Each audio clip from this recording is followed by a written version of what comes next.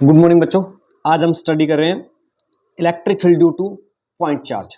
ठीक है, अभी तक हमने इलेक्ट्रिक फील्ड के बारे में स्टडी किया था कि इलेक्ट्रिक फील्ड क्या होता है।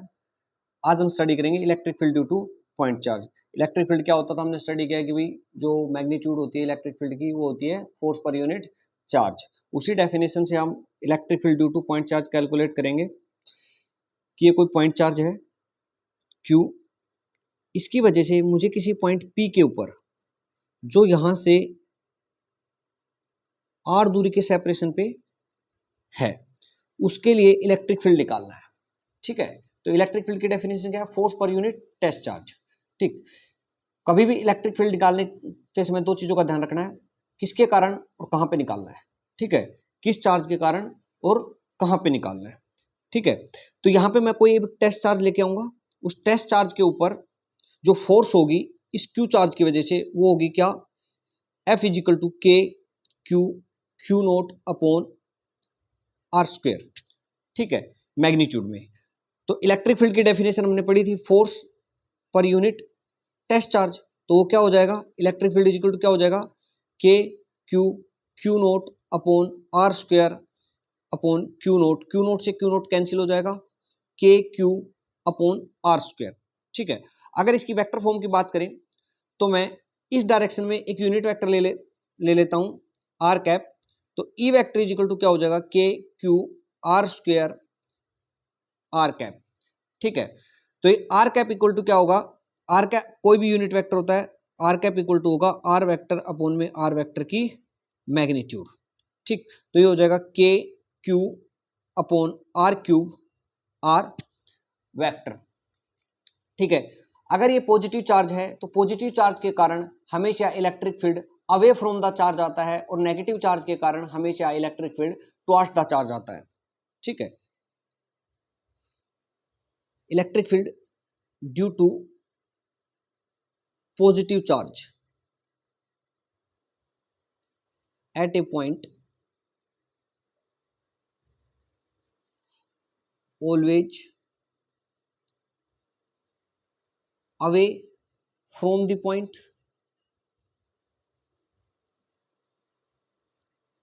And due to negative charge always towards the charge.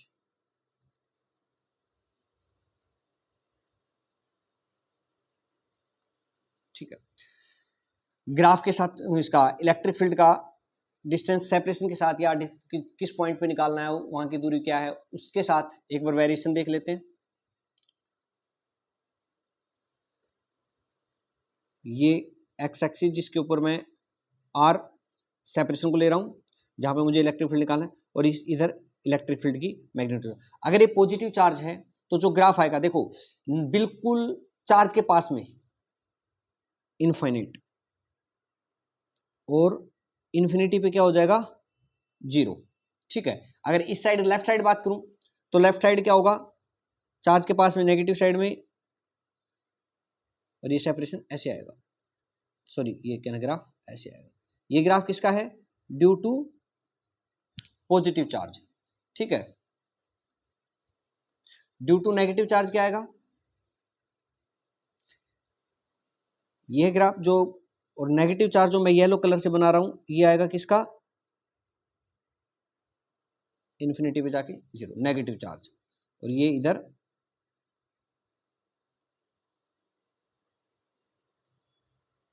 ये क्या आ जाएगा? Due to negative charge. ठीक है, इसके बाद एक पॉइंट लिख लेते हैं, कोई भी रेगुलर पॉलीगन होगी उसके अगर उसके ऊपर उसके सभी वर्टिसेस के ऊपर अगर इक्वल चार्जेज हैं तो उसके सेंटर के ऊपर जो नेट इलेक्ट्रिक फील्ड होगा वो जीरो होगा। If equal charges are placed at the vertices of an regular polygon polygon, then the net electric field at center will be 0। अगर कोई भी पॉलीगन होगी उसके वर्टिसेस के ऊपर इक्वल चार्जेस प्लेस्ड हैं तो उसके सेंटर के ऊपर जो नेट इलेक्ट्रिक फील्ड होगा वो क्या होगा, 0। जैसे कोई इक्विलेटरल ट्रायंगल दी हुई है, ठीक, कोई स्क्वायर दिया हुआ है, ठीक है, जैसे इस पे चार्ज Q Q Q, तो इसके सेंटर के ऊपर इलेक्ट्रिक फील्ड क्या हो जाएगा, 0। ऐसे इसके ऊपर Q Q सभी वर्टिसेस के ऊपर, तो इसके सेंटर के ऊपर इलेक्ट्रिक फील्ड क्या हो जाएगा, 0। रिंग है तो सेंटर पे इलेक्ट्रिक फील्ड क्या हो जाएगा, 0। ठीक है, इसी एप्लीकेशन का यूज करते हुए एक न्यूमेरिकल करते हैं। जैसे मान लो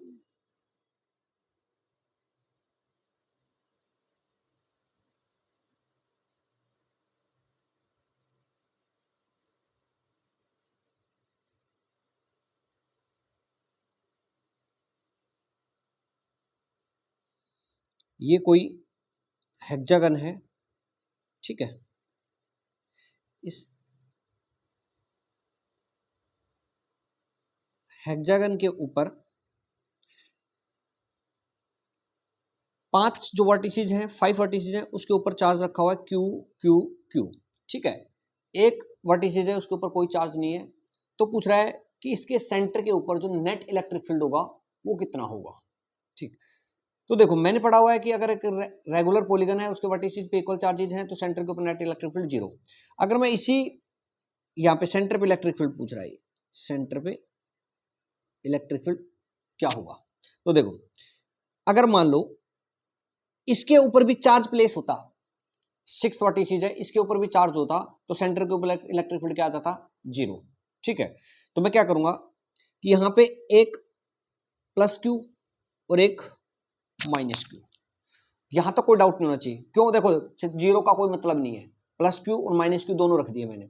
अब क्या होगा कि देखो अगर मैं इन प्लस प्लस Q वालों को काउंट करता हूं, प्लस प्लस Q वालों को, तो ये क्या हो जाएगा, प्लस प्लस Q के कारण तो क्या हो जाएगा, सेंटर के ऊपर नेट इलेक्ट्रिक फील्ड 0। अब बचेगा क्या, सिर्फ माइनस Q। देखिए कैसे होगी, ये ऐसे ऐसे बन जाएगा, इन पे सब पे plus Q plus Q plus Q plus Q plus Q plus Q, और एक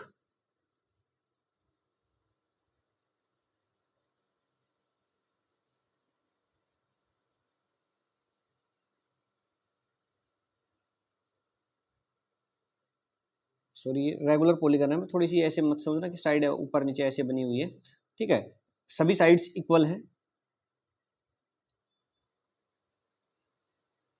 मैं ऐसे बना रहा हूं थोड़ा सा डायग्राम, ठीक है। यहाँ पे सिर्फ कौन सा चार्ज है, माइनस Q। हम इसके कारण तो क्या होगा यहाँ पे 0, माइनस Q के कारण निकाल लो बस। जो नेट इलेक्ट्रिक फील्ड आएगा वो किसके कारण आएगा, माइनस Q के कारण, वो क्या आएगा के Q अपॉन में जो भी इसकी साइड होगी क्या होगी, जैसे मान लो ये A है तो A स्क्वायर, ठीक है, टुवर्ड्स द चार्ज। ऐसे ही अगर मान लो कोई रिंग दी हुई थी, ठीक है, ये कोई रिंग दी हुई है, ठीक है, इसके छोटे से टुकड़े, यहां से एक छोटा सा टुकड़ा गायब है, ठीक है, वो बोल रहा है ये छोटे से टुकड़े की जो लेंथ है वो है dx। इस पूरी रिंग के ऊपर जो चार्ज है वो है चार्ज Q, इस रिंग के ऊपर, ठीक है। वो बोल रहा है इस रिंग की वजह से नेट इलेक्ट्रिक फील्ड बताओ सेंटर के ऊपर क्या होगा।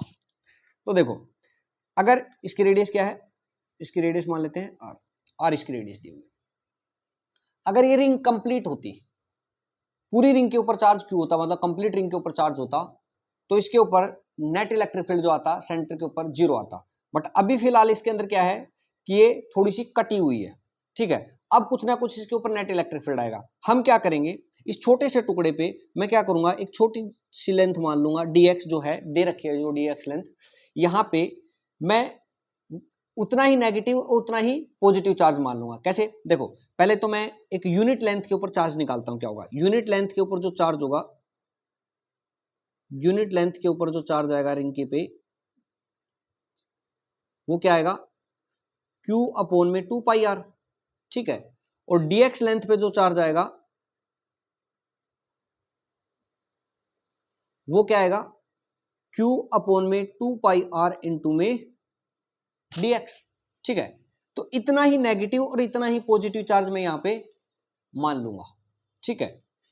इतना ही नेगेटिव, इसको बोल देंगे dq बोल देते हैं इसको, इतना ही नेगेटिव इतना ही पॉजिटिव चार्ज मैं यहां पे मान लूंगा, माइनस dq और प्लस dq, कोई फर्क पड़ेगा, वही जीरो नेट। तो अभी जो इस पे जो dx लेंथ है इस पे नेट तो अभी जीरो है चार्ज। तो क्या होगा, अब कंप्लीट रिंग के ऊपर चार्ज हो गया, ठीक है, और इक्वल चार्ज होगा। तो कंप्लीट रिंग जो पॉजिटिव चार्ज है, पॉजिटिव वाला चार्ज है कंप्लीट रिंग के कारण, उसके कारण तो क्या हो जाएगा, नेट इलेक्ट्रिक फील्ड जीरो हो जाएगा। बचेगा कौन सा, सिर्फ माइनस dq, बचेगा कौन सा चार्ज, सिर्फ माइनस dq, उसके कारण इलेक्ट्रिक फील्ड निकाल लेंगे। उसको माइनस dq लेंथ के चार्ज को, सॉरी dx लेंथ के चार्ज को तुम पॉइंट चार्ज की तरह कंसीडर करके इलेक्ट्रिक फील्ड निकाल सकते हो। और वो कितना होगा, E इक्वल टू के dq अपॉन में आर स्क्वायर। तो वो क्या हो जाएगा, के dq की जगह पुट कर दो q अपॉन आर स्क्वायर और ये 2 पाई r इंटू dx, ठीक है। ये इसका आंसर हो जाएगा, ठीक। नेक्स्ट है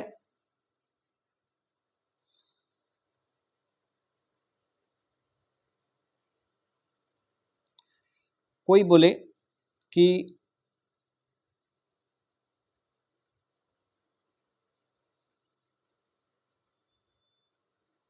ये Q Q Q और ये माइनस Q, इसकी वजह से सेंटर के ऊपर इलेक्ट्रिक फील्ड बताओ कितना होगा। इसकी वजह से सेंटर के ऊपर इलेक्ट्रिक फील्ड बताओ, और इसकी साइड है A, ये क्या है, स्क्वायर है। इसकी वजह से सेंटर के ऊपर इलेक्ट्रिक फील्ड पूछे तो क्या होगा। देखो, अगर मुझे सेंटर के ऊपर इलेक्ट्रिक फील्ड निकालना है, सबसे पहली बात, इस क्यू के कारण, इस क्यू के कारण इलेक्ट्रिक फील्ड होगा अवे फ्रॉम द चार्ज, ठीक है, इस क्यू के कारण, और इस क्यू के कारण इलेक्ट्रिक फील्ड होगा अवे फ्रॉम द चार्ज इस साइड। दोनों चार्ज इक्वल है, डिस्टेंस इक्वल है, तो चार्ज वो इलेक्ट्रिक फील्ड आएगा इक्वल एंड ऑपोजिट, एक दूसरे के इलेक्ट्रिक फील्ड को दोनों कैंसिल कर देंगे। तो इन दोनों का तो नेट क्या हो जाएगा, यहाँ पे जीरो। अब बच गए ये दोनों, एक इस साइड ये क्यू और ये माइनस क्यू। तो इसका क्या होगा, इसके माइनस क्यू के कारण जो इलेक्ट्रिक फील्ड होगा वो होगा टुवर्ड्स द चार्ज, और प्लस क्यू के कारण भी क्या होगा, अवे फ्रॉम द चार्ज, मतलब इधर, ठीक है। अब दोनों के कारण इक्वली आएगा क्योंकि मैग्नीट्यूड तो बराबर है दोनों के चार्जेज की और डिस्टेंस भी बराबर है, तो ई मान लो। तो जो नेट इलेक्ट्रिक फील्ड हो जाएगा, नेट इलेक्ट्रिक फील्ड वो क्या आएगा, दोनों के कारण क्या होगा, इसके कारण भी ई और इसके कारण भी ई, तो क्या हो जाएगा 2E। और ई की वैल्यू क्या है, ये सेपरेशन कितना है, ये यहाँ से यहाँ तक का, सेंटर से और इस चार्ज तक का, ये ए, और तो ये हो जाएगा √2a, तो a/√2, ये क्या हो जाएगा, a/√2। तो इलेक्ट्रिक फील्ड क्या आ जाएगा, 2E KQ अपॉन में a/√2 का स्क्वायर, मतलब a/2, और ये हो जाएगा, ये ऊपर चला जाएगा इधर 4KQ अपॉन में a स्क्वायर, ठीक है। ये यहां पे आ जाएगा नेट इलेक्ट्रिक फील्ड, ठीक है। या तो कोई डाउट नहीं होना चाहिए। नेक्स्ट देखो, अगला देखते हैं, a point charge of 5 microcoulomb located in XY plane point. अभी ये वेक्टर फॉर्म दे रखा है, ठीक है। क्या बोल रहा है कि यहां पे ये कोई चार्ज रखा हुआ है R0 पे, सेपरेशन पे, ठीक है, R0 जो दिया हुआ है तुम्हें 2I cap plus 3J cap. मुझे इलेक्ट्रिक फील्ड निकालना है, यहाँ पे ये कोई पॉइंट है आर्क वेक्टर जिसकी वैल्यू है 8I माइनस 5J कैप, ठीक है। ये दे रखा है, इस पॉइंट पे मुझे इलेक्ट्रिक फील्ड निकालना है। अब ये मत दिखना कि सर 5 माइनस 5J नेगेटिव आपने नीचे क्यों नहीं लिया, मैं जस्ट एक पॉइंट दिखा रहा हूँ, कोई भी कहीं ये पॉइंट है स्पेस के अंदर, XY प्लेन के अंदर, ठीक। तो मुझे चाहिए क्या, चार्ज कहाँ रखा है, यहाँ पे, ठीक, 550 माइक्रोकूलम। मुझे ये वेक्टर चाहिए, ये वेक्टर, ठीक है, ये लेंथ चाहिए और ये वेक्टर चाहिए। अगर वेक्टर फॉर्म में लिखना है तो देखो, जो इलेक्ट्रिक फील्ड होगा, ये वेक्टर जो मान लो, इस वेक्टर को मान लो तुम R1 वेक्टर, जो R1 वेक्टर होगा वो क्या होगा, हमें फॉर्मूले में मैंने क्या लिखाया था, देखो इधर देखो, ये वेक्टर जो चार्ज जहां पे चार्ज रखा हो वो, और जिस पॉइंट पे मुझे इलेक्ट्रिक फील्ड निकालना है उसको जो ज्वाइन करने वाला वेक्टर चाहिए। तो देखो ये क्या होगा, R1 वेक्टर क्या होगा, R वेक्टर माइनस में R नोट वेक्टर, तो ये क्या हो जाएगा 8i cap minus 2i cap, तो ये हो जाएगा 6i कैप, और ये माइनस ये 8j कैप, ठीक है, ये हो जाएगा। ठीक, इस वेक्टर की मैग्नीट्यूड क्या आ जाएगी मेरे पास, इस वेक्टर की मैग्नीट्यूड आ जाएगी 10, ठीक है, क्योंकि 6 का स्क्वायर 36 और 8 का स्क्वायर 64, 64 का प्लस 36 100, 100 का रूट क्या हो जाएगा 10, तो ये आ जाएगा 10। ठीक, मुझे अब इलेक्ट्रिक फील्ड निकालना है। इलेक्ट्रिक फील्ड क्या होगा, के क्यू स्क्वायर, सॉरी के क्यू स्क्वायर नहीं, के क्यू अपॉन में आर स्क्वायर, ठीक, आर स्क्वायर और आर कैप। अगर इसको तुम आर वेक्टर लिखो, वेक्टर फॉर्म में लिखना है तो वेक्टर फॉर्म में लिख लो आर वेक्टर, ठीक है। मैग्नीट्यूड निकालनी है, सिंपल सी बात है, तो मैग्नीट्यूड तो क्या हो जाएगी, अगर पहले मैं मैग्नीट्यूड निकालना तो वेक्टर फॉर्म में बाद में लिख लूंगा। ठीक, मैग्नीट्यूड क्या होगी 9 इंटू 10⁻⁹ 9 इंटू क्यू, क्यू कितना है 50 इंटू 10⁻⁻6 अपॉन 100, ठीक है। तो ये क्या आ जाएगा, इलेक्ट्रिक फील्ड जो आएगा वो क्या आ जाएगा न्यूटन पर कूलम। अगर वेक्टर फॉर्म में लिखना है तो इसका ये अलोंग यूनिट वेक्टर निकाल लो। यूनिट वेक्टर क्या होता है, यूनिट वेक्टर होगा इसका R1 वेक्टर लिखना, R1 वेक्टर की मैग्नीट्यूड रखना, उससे मल्टीप्लाई कर देना, ठीक है। ये आ जाएगा मेरे पास आर कैप से मल्टीप्लाई कर देना इसको, तो क्या आ जाएगा वेक्टर फॉर्म में आ जाएगा। नेक्स्ट क्वेश्चन देखते हैं। नेक्स्ट क्या बोल रहा है कि ये चार्जेस, ये जो कॉन्फ़िगरेशन दी हुई है, ठीक है, चार्जेस रखे हुए हैं, तो यहाँ पे मुझे ओरिजिन के ऊपर जो इलेक्ट्रिक फील्ड निकालना है, ओ पॉइंट, ये ओ पॉइंट है, यहाँ पे इलेक्ट्रिक फील्ड मुझे निकालना है, ठीक है। तो कैसे निकलेगा, देखो मैं क्या करूंगा, सभी के कारण इलेक्ट्रिक फील्ड निकाल लूंगा, या तो सभी के कारण इलेक्ट्रिक फील्ड निकालो और नेट रिजल्टेंट करो, चाहे वेक्टर फॉर्म में निकालो चाहे स्केलर फॉर्म, वैसे मैग्नीट्यूड निकाल लो। देखो डायरेक्शन वैसे देख लेना, इस 2q के कारण जो, सॉरी पहले ये देख लेते 4q जो एक्स एक्सिस पे रखा हुआ है, इसके कारण इलेक्ट्रिक फील्ड होगा इधर, ठीक है। मैं मान लेता हूं इसको E1, ठीक है। 8q जो नेगेटिव एक्स एक्सिस पे रखा हुआ है ए दूरी पे, इसके कारण इलेक्ट्रिक फील्ड होगा इधर, ठीक है, इसको मान लेता हूं E2। 5q, E1 की वैल्यू क्या आएगी भाई, E1 की वैल्यू आएगी के 4q अपॉन ए स्क्वायर, और E2 की वैल्यू आएगी मेरे पास के 8q अपॉन ए स्क्वायर, ठीक है। अच्छा, इसके कारण 2q के कारण नीचे की तरफ होगा negative X axis, no sorry negative Y axis की तरफ, मान लेते हैं E3, और 5q के कारण ऊपर की तरफ होगा इलेक्ट्रिक फील्ड, पॉजिटिव चार्ज है तो हमेशा अवे फ्रॉम द चार्ज होगा, तो ये क्या होगा E4, ठीक। E3 की वैल्यू मेरे पास है के 5q अपॉन ए स्क्वायर, और E4 की वैल्यू है मेरे पास के 2q, सॉरी E3 की वैल्यू है मेरे पास, 5q नहीं है, E3 मैंने उसको कारण माना 2 के कारण, तो ये हो जाएगा भाई 2q, और ये हो जाएगा 5q अपॉन ए स्क्वायर, ठीक है। ये आ गई हमारी अलग अलग में। अब नेट निकालना है, ठीक है, तो नेट क्या करेंगे, देखो E1 E2 में से कौन सा बड़ा है E2, ठीक है, तो E1 E2 में से E2 बड़ा है, एक इधर है और एक इधर है, तो माइनस हो जाएगा ये, ठीक है। तो एक्स डायरेक्शन में जो नेट इलेक्ट्रिक फील्ड आएगा, एक्स डायरेक्शन में जो नेट इलेक्ट्रिक फील्ड आएगा वो आएगा के 4q अपॉन ए स्क्वायर, E2 में से E1 माइनस हो जाएगा, ठीक है। अच्छा, वाई डायरेक्शन में जो नेट इलेक्ट्रिक फील्ड आएगा, वाई डायरेक्शन में कौन सा बड़ा है E4, तो E4 के डायरेक्शन में ऊपर की डायरेक्शन में आएगा, तो वाई डायरेक्शन में जो आएगा वो क्या आएगा, इसमें से ये आएगा के 3q अपॉन ए स्क्वायर, ठीक है। इन दोनों का वेक्टर सम कर दो, वेक्टर सम क्या करोगे तो कि देखो के क्यू की जगह तुम सीधा ई लिख दो, के इसको के क्यू स्क्वायर की जगह के क्यू अपॉन ए स्क्वायर की जगह ई, ठीक है, वो आसानी होगी थोड़ा सा। तो ये क्या हो जाएगा 4e और ये क्या हो जाएगा 3e, ठीक। दोनों का वेक्टर सम करोगे ई नेट जो आएगा, ई नेट जो मैग्नीट्यूड आएगी वो क्या आएगी 4e का स्क्वायर मतलब 16e स्क्वायर और 3 का स्क्वायर मतलब 9e स्क्वायर। तो ये क्या हो जाएगा 5e और ये क्या हो जाएगा 5kq अपॉन ए स्क्वायर। ये आ जाएगा मेरे पास नेट इलेक्ट्रिक फील्ड, ठीक है।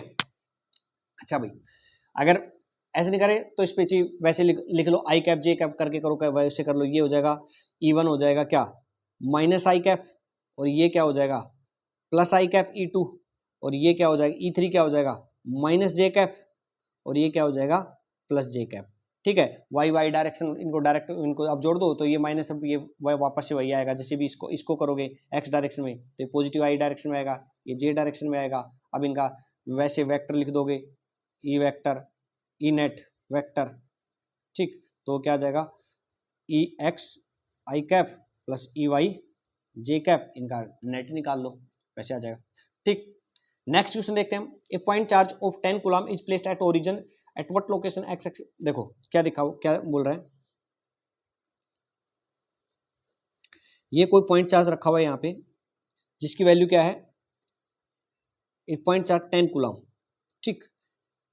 इस साइड में कोई एक्स एक्सिस के ऊपर एक और चार्ज रखा हुआ है 40 कूलम।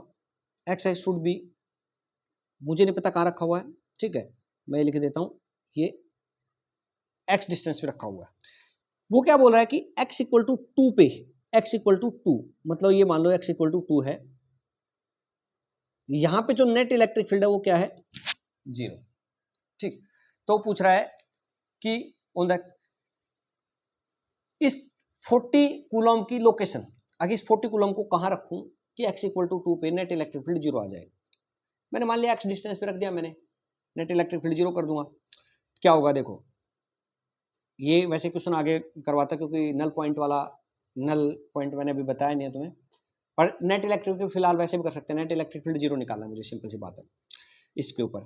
तो क्या होगा ये 10 कूलम के कारण इलेक्ट्रिक फील्ड किधर आएगा इधर, 40 कूलम के कारण इलेक्ट्रिक फील्ड किधर होना चाहिए अवे फ्रॉम द चार्ज इधर, ठीक है।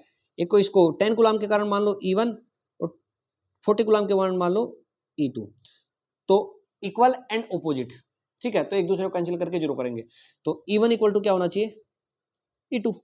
तो E1 की वैल्यू क्या है मेरे पास, E1 की वैल्यू मेरे पास K 10 कूलम अपॉन में 2 का स्क्वायर मतलब 4 और E2 की वैल्यू मेरे पास क्या है K 40 अपॉन में x स्क्वायर, ठीक है।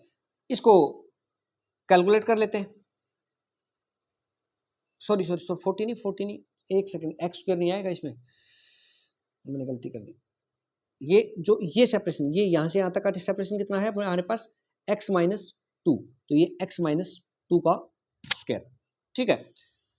तो क्या आ जाएगा यहां से k से k कट जाएगा, 0 से 0 कट जाएगा, 4 16 हो जाएगा, ये इधर आ जाएगा x माइनस 2 का स्क्वायर और ये आ जाएगा इधर 16 और आंसर क्या आएगा x माइनस 2 इक्वल टू 4 और x इक्वल टू क्या आ जाएगा 6 सेंटीमीटर। मतलब यहाँ से 6 सेंटीमीटर दूरी पे जो चार्ज है यहाँ से ये x इक्वल टू क्या आ जाएगा 6 सेंटीमीटर, ठीक। कौन सा आंसर हो जाएगा ये, ठीक। यही पूछ रहा है ना at what location should be, यहाँ बस ये x equal to 6 centimetre. Next question देखो, नेक्स्ट क्या बोल रहा है 3 charges are particles are placed a b c minus 4q q minus 2q are present on the circumference of a circle of d। देखो ये रखे हुए चार्जेस इसके अंदर 2q माइनस 4q 2, इनकी वजह से नेट इलेक्ट्रिक फील्ड पूछ रहा है कहाँ पे O के ऊपर। एक चीज देखो जो माइनस 4q है, माइनस 4q की वजह से नेट इलेक्ट्रिक फील्ड इधर आएगा, 2q की वजह से प्लस 2q की वजह से नेट इलेक्ट्रिक फील्ड इधर आएगा और माइनस 2q की वजह से भी इधर ही आएगा। मैं मान लेता हूं क्या माइनस 4q की वजह से मान लेता हूं E1, जो E1 होगा वो होगा मेरा K माइनस 4q, मतलब मैग्नीट्यूड में ले लेंगे माइनस को तो, ठीक है, अपॉन में d स्क्वायर, ये आ गया E1। 2q की वजह से मैं मान लेता प्लस 2q की वजह से मैं मान लेता हूं E2, जो ये E2 वो क्या आएगा K 2q upon d square, ठीक। और माइनस 2q की वजह से भी क्या आएगा, E3 मान लेता हूं, वो आएगा K 2Q upon D square. ठीक है, अब E2 E3 और E3 दोनों सेम डायरेक्शन में है, ठीक है, और सेम मैग्नीट्यूड है तो डबल हो जाएंगे एक दूसरे के। तो जो इन दोनों का नेट E2 प्लस E3 वो क्या है, सेम डायरेक्शन में, मैं डायरेक्ट जोड़ मैग्नीट्यूड लिख देता हूं इनकी दोनों की। तो क्या आएगा, यह आ जाएगा 2KQ अपॉन, और ये 2Q था ही पहले तो ये हो जाएगा, ये 2Q था भी पहले, ठीक है, ये डी स्क्वायर, तो ये हो जाएगा 4KQ, फिर KQ अपॉन में डी स्क्वायर। अब एक चीज देखो, दोनों E1 और E2 प्लस E3 का मैग्नीट्यूड दोनों आपस में तो बराबर है, ठीक है, क्या है, K 4KQ upon D square, 4KQ upon D square, ठीक है। दोनों का रिजल्टेंट निकालना है, दोनों का रिजल्टेंट, दोनों के बीच में चाहिए तो कंपोनेंट करके निकाल लो। 30 डिग्री एंगल पे जो इनके वर्टिकल कंपोनेंट्स हैं वो कट जाएंगे और जो हॉरिजॉन्टल कंपोनेंट्स हैं वो जुड़ जाएंगे, या डायरेक्ट वेक्टर सम करके निकाल लो, एंगल 60 डिग्री है बीच में, वैसे निकाल लो, ठीक है। तो जैसे मान लो इन दोनों को मैंने क्या मान लिया, इसको भी E लिख देता हूं क्योंकि दोनों बराबर ही है, E, और इसको भी लिख देता हूं E। तो E नेट जो मेरा हो जाएगा वो क्या हो जाएगा, E स्क्वायर, चलो E1 का स्क्वायर प्लस E2 का स्क्वायर प्लस 2E1 E2, अरे E1 E2 sorry sorry sorry sorry sorry, मैंने क्या माना है, ये इन दोनों का लेना पड़ेगा, ये इस डायरेक्शन, ये जो है इन दो, इसको तुम लिख लो क्या, इसको E डैश लिख लेता हूं, E डैश। तो क्या आ जाएगा, E1 का स्क्वायर प्लस E डैश का square plus 2E1 E dash, sorry E dash cos theta, ठीक है, ये इसका रूट, ये नेट आएगा मेरे पास। तो नेट मेरे पास क्या आ जाएगा, नेट आ जाएगा, सबकी जगह ई रख देंगे, ठीक है, क्योंकि E डैश और E1 दोनों बराबर हैं तो ई रख देते हैं। तो ये आ जाएगा E square plus E square plus 2E square, और थीटा, थीटा देखो ये एंगल है, 30 डिग्री है, 30 डिग्री है, 60 डिग्री हो जाएगा, ठीक है। तो ये क्या आ जाएगा, 2E स्क्वायर कोस 60 क्या हो जाएगा 1/2, और 2 से 2 कैंसिल, क्या आ जाएगा √3E, ठीक है, √3E। और E की वैल्यू मेरे पास मुझे पता ही है क्या है, E नेट इक्वल टू क्या है, √3E की वैल्यू है 4KQ अपॉन में डी स्क्वायर, K की भी जगह वैल्यू रख दो 4K की जगह इंटू में √3 और Q 4πε0 डी स्क्वायर, 4 से 4 कैंसिल, तो ये आंसर आ जाएगा √3Q अपॉन πε0 डी स्क्वायर। कौन सा आंसर है, 4, ये आ जाएगा ए ऑप्शन ही करेक्ट है, ठीक है। अच्छा जी, तुम वैसे कंपोनेंट करके कर लेते हैं, देखो ये इसको मैं मान लेता, इसको E माना है मैंने, इसको E1 को भी, तो E का एक कंपोनेंट इधर आता, मैं रेड पेन से कर रहा हूं, E का एक कंपोनेंट इधर आता E sin 30, और एक कंपोनेंट इधर आता E cos 30। ऐसे ही इसका जो E1 E2 का E डैश माना है मैंने, E डैश भी E के बराबर है क्योंकि 4KQ है, तो इसका एक कंपोनेंट इधर आता E sin 30, और एक कंपोनेंट इधर आता E cos 30। ये E sin 30 तो आपस में कैंसिल हो जाते और ये हो जाता 2E cos 30, ठीक है। तो 2E cos 30, 2E की वैल्यू मैंने ये K 4Q upon D square है, और cos 30 की वैल्यू रख देता, cos 30 की वैल्यू √3/2, आंसर आ जाता जी। वैसे कर लेते कंपोनेंट करके, कोई इशू नहीं है। अच्छा अगला क्वेश्चन क्या है, एक क्लॉक, देखो अगला क्वेश्चन क्या दे रखा है कि कोई क्लॉक है ऐसे, ये कोई क्लॉक दी हुई है, ठीक है, ये ले लेता हूं, इस क्लॉक के ऊपर ये 12 ऑपोजिट 6 3 9,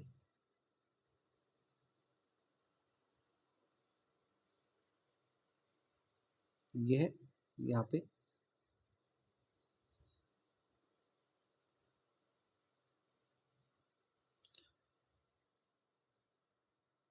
12, ठीक है, ये 1 और ये 2, यहाँ पे ये 4 और ये 5 7 8 10 11, ठीक, ये चार्जेस दिए हुए हैं, कैसे, ये चार्ज दिया हुआ है -q, ये -2q, ये -3q, ये -4q, ये -5q, ये -6q, ये -7q, 8q माइनस का, 9q माइनस का, 10q माइनस का, 11q और ये माइनस का 12q, ऐसे दिया हुआ है, एक क्लॉक है उसके ऊपर ऐसे। वो पूछ रहा है कि नेट इलेक्ट्रिक फील्ड की डायरेक्शन में और एंड कहां पे होगी, मतलब नेट, सिंपल सी बात है, यहाँ पे मुझे नेट इलेक्ट्रिक फील्ड की डायरेक्शन बतानी है और नेट इलेक्ट्रिक फील्ड के जो नेट इलेक्ट्रिक फील्ड होगा वो किस टाइम के डायरेक्शन में होगा। ठीक है, एक चीज देखो, मैं अगर -12q और -6q एक दूसरे के ऑपोजिट में रखे हुए हैं, ठीक, इनके कारण अगर नेट इलेक्ट्रिक फील्ड निकालूंगा, -12q और -6q का नेट इलेक्ट्रिक फील्ड किधर आएगा, इसके कारण जो नेट इलेक्ट्रिक फील्ड आएगा वो आएगा 12 की डायरेक्शन में, और वो आएगा कितना, E = 6kq अपॉन में, इसकी जो मान लेता हूं ये जो है वो है r, मान लो इसको, ये r², ये नेट डायरेक्शन इसमें आएगा क्योंकि निकाल के दे -6q और उसमें 12q का। अच्छा, ऐसे ही -q और -7q, इन दोनों के कारण जो नेट इलेक्ट्रिक फील्ड आएगा, एक दूसरे के ऑपोजिट है ये, तो इन दोनों के कारण जो नेट इलेक्ट्रिक फील्ड आएगा वो इधर आएगा। ठीक है, वो भी इतना ही आएगा मैग्नीट्यूड में। -8q और -2q के कारण जो इलेक्ट्रिक फील्ड आएगा वो आएगा इधर नेट, इसके कारण इधर आएगा नेट, और इसके कारण नेट इधर आएगा, और इसके कारण नेट इधर आएगा, क्योंकि -10q और -4q इन दोनों का नेट आएगा -10q की साइड, -5q और -11q का नेट आएगा -11q की साइड। चलो एक का निकाल के दिखा देता हूं मैं, इसका -12q और -6q का निकाल के दिखा देता हूं।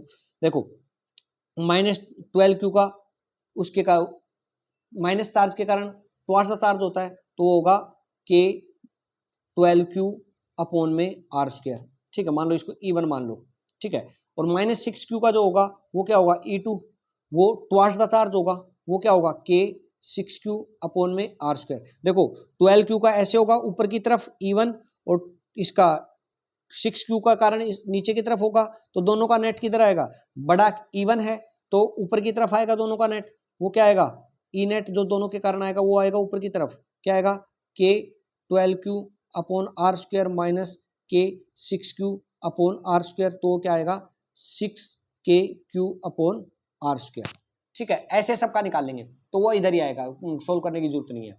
ठीक है, सिर्फ हमें इसमें ये बताना, मैग्नीट्यूड भी नहीं पूछ रहा है, सिर्फ ये पूछ रहा है कि डायरेक्शन क्या होगी।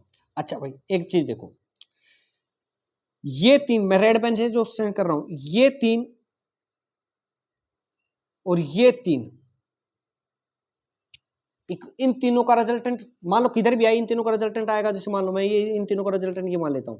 ठीक है, इन तीनों का रिजल्टेंट जहां भी आएगा, ठीक है, और इन तीनों का रिजल्टेंट जहां भी आएगा, ठीक है, उन दोनों का रिजल्टेंट का आएगा 9 और 10 के बीच में, उन दोनों का रिजल्टेंट का आएगा ये 9 और 10 के बीच में।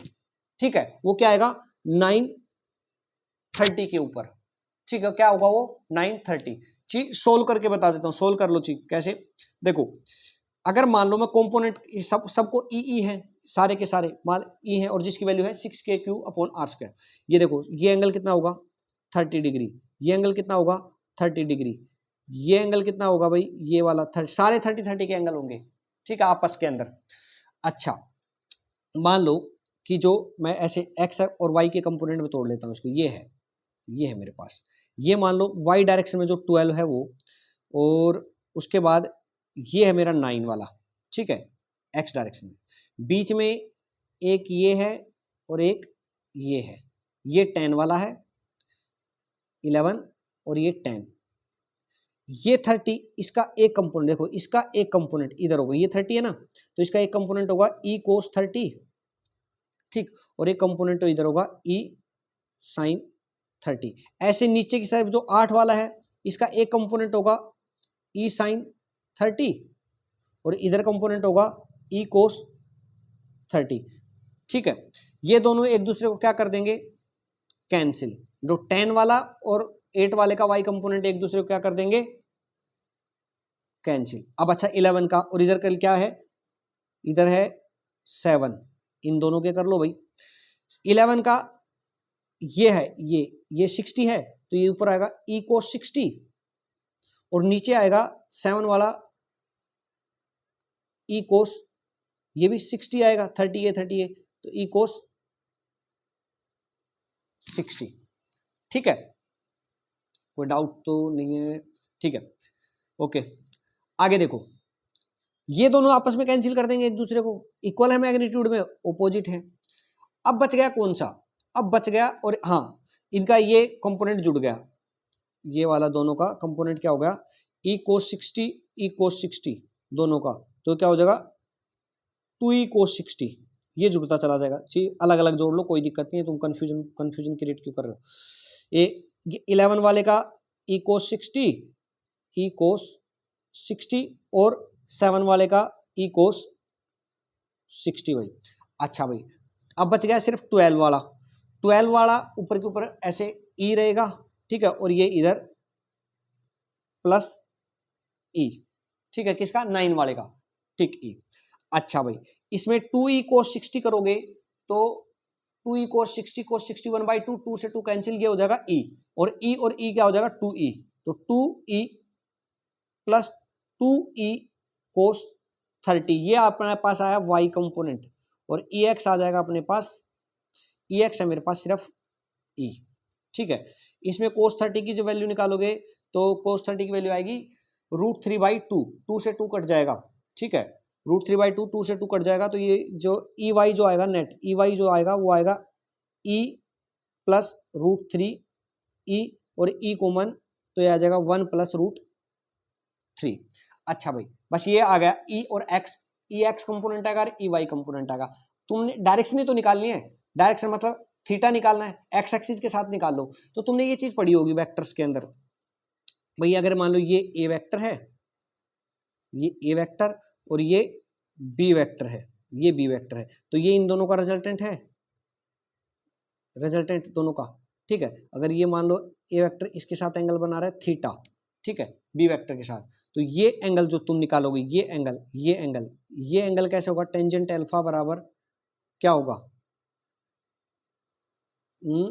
बी, ये देखो जैसे ऐसे करेंगे इसको, बी साइन थीटा अपॉन ए प्लस बी कोस थीटा, ये वेक्टर्स में तुमने पढ़ा होगा जी, वैसे मुझसे ट्रायंगल से निकालने में कोई दिक्कत नहीं है। ये साइड हो जाएगी बी साइन थीटा, ठीक है, और ये साइड हो जाएगी बी कोस थीटा, तो ये कंप्लीट साइड हो जाएगी ए प्लस बी कोस थीटा, और टेन थीटा जो होता है वो होता है परपेंडिकुलर अपॉन में बेस, उससे निकालो, कोई दिक्कत नहीं है, ठीक, ये आ जाएगा। तो यहाँ पे मैं बी मान लेता हूँ, किसको, इसको ए मान लेता हूँ, किसको, ए 9 वाले को जो मेरे पास ये है, ठीक है, और बी मान लेता हूँ मैं 12 वाले को जो ई है, ठीक है, एक्स की डायरेक्शन में जो है, ठीक, और थीटा क्या होगा इन दोनों के बीच में 90 डिग्री, तो जो टेन अल्फा आएगा, ये एंगल जो आएगा टेन अल्फा जो एक्स एक्सिस के साथ बना रहा है, वो एंगल जो आएगा टेन अल्फा जो रिजल्टेंट, वो आएगा बी साइन थीटा, बी मतलब बी बी बी ये रहा बी ई,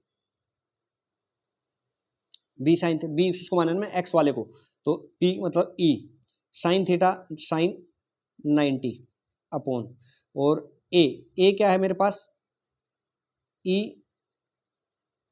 1 प्लस √3, बी क्या है मेरे पास, ई, ठीक है, तो ये जो आएगा वैल्यू आएगी मेरे पास, ये वैल्यू आएगी साइन 91 हो जाएगा, और ये ई कोस 90, ये तो लिखा ही नहीं, कोस 90 ए प्लस बी कोस थीटा, तो कोस 90 ये हो जाएगा 0, ये 1 हो जाएगा, तो ये हो जाएगा ई से ई कैंसिल हो जाएगा, तो ये बचेगा 1/1 √3, ये बचेगा नीचे जो बचेगा अपने पास।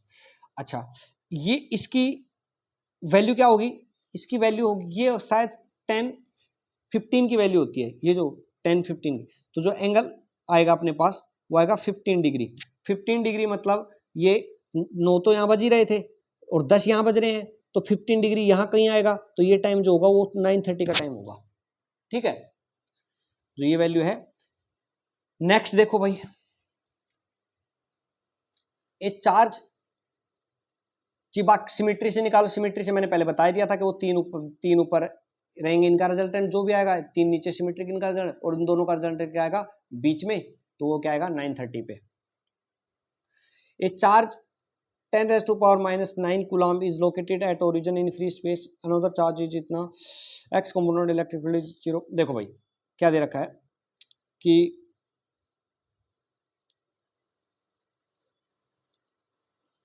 यहाँ पे कोई चार्ज दे रखा है 10⁻⁹ कूलम्ब, ठीक। एक दूसरा चार्ज दे रखा है Q यहाँ पे, जिसकी वैल्यू दे रखी है, सॉरी वैल्यू नहीं दे रखी है हमें, जिसके कोऑर्डिनेट्स दे रखे हैं, वो कहाँ रखा हुआ है। तो पूछ रहा है कि कोई, ये तीसरा पॉइंट है यहाँ पे, कोई 3 1 1, यहाँ पे जो नेट इलेक्ट्रिक फील्ड का EX कंपोनेंट है, EX है, वो है 0। पहले तो मैं यहाँ पे इलेक्ट्रिक फील्ड निकालूंगा दोनों के कारण, ठीक है। तो पहले निकाल लेता हूँ मैं 10⁻⁻, इसके कारण 10⁻⁹ के कारण। तो ये जो डिस्टेंस हो जाएगी, ये डिस्टेंस कितनी होगी, 3 का स्क्वायर, इसका 3 का स्क्वायर, चलो मैं निकाल लेता हूँ, ये जो E1 मान लेता हूँ, इसकी E1 होगा इधर E1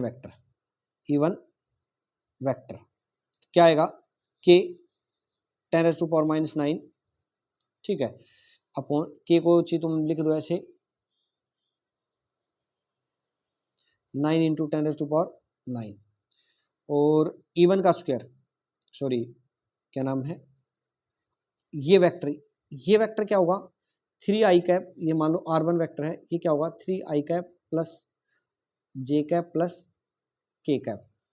तो इसकी मैग्नीट्यूड का क्यूब रूट, ये नीचे यही तो करते हैं वेक्टर के अंदर निकालने के लिए, ई वेक्टर इक्वल टू क्या होगा, के क्यू अपॉन में आर क्यूब, आर वेक्टर, तो लिख दो नीचे, ये आर क्यूब मैग्नीट्यूड है, मैग्नीट्यूड इसकी क्या आएगी, 3 3 3 9 9 और 1 1 11 मैग्नीट्यूड का क्यूब इनटू में 3i cap plus j cap plus k cap, फॉर्मूले से निकाल डायरेक्ट।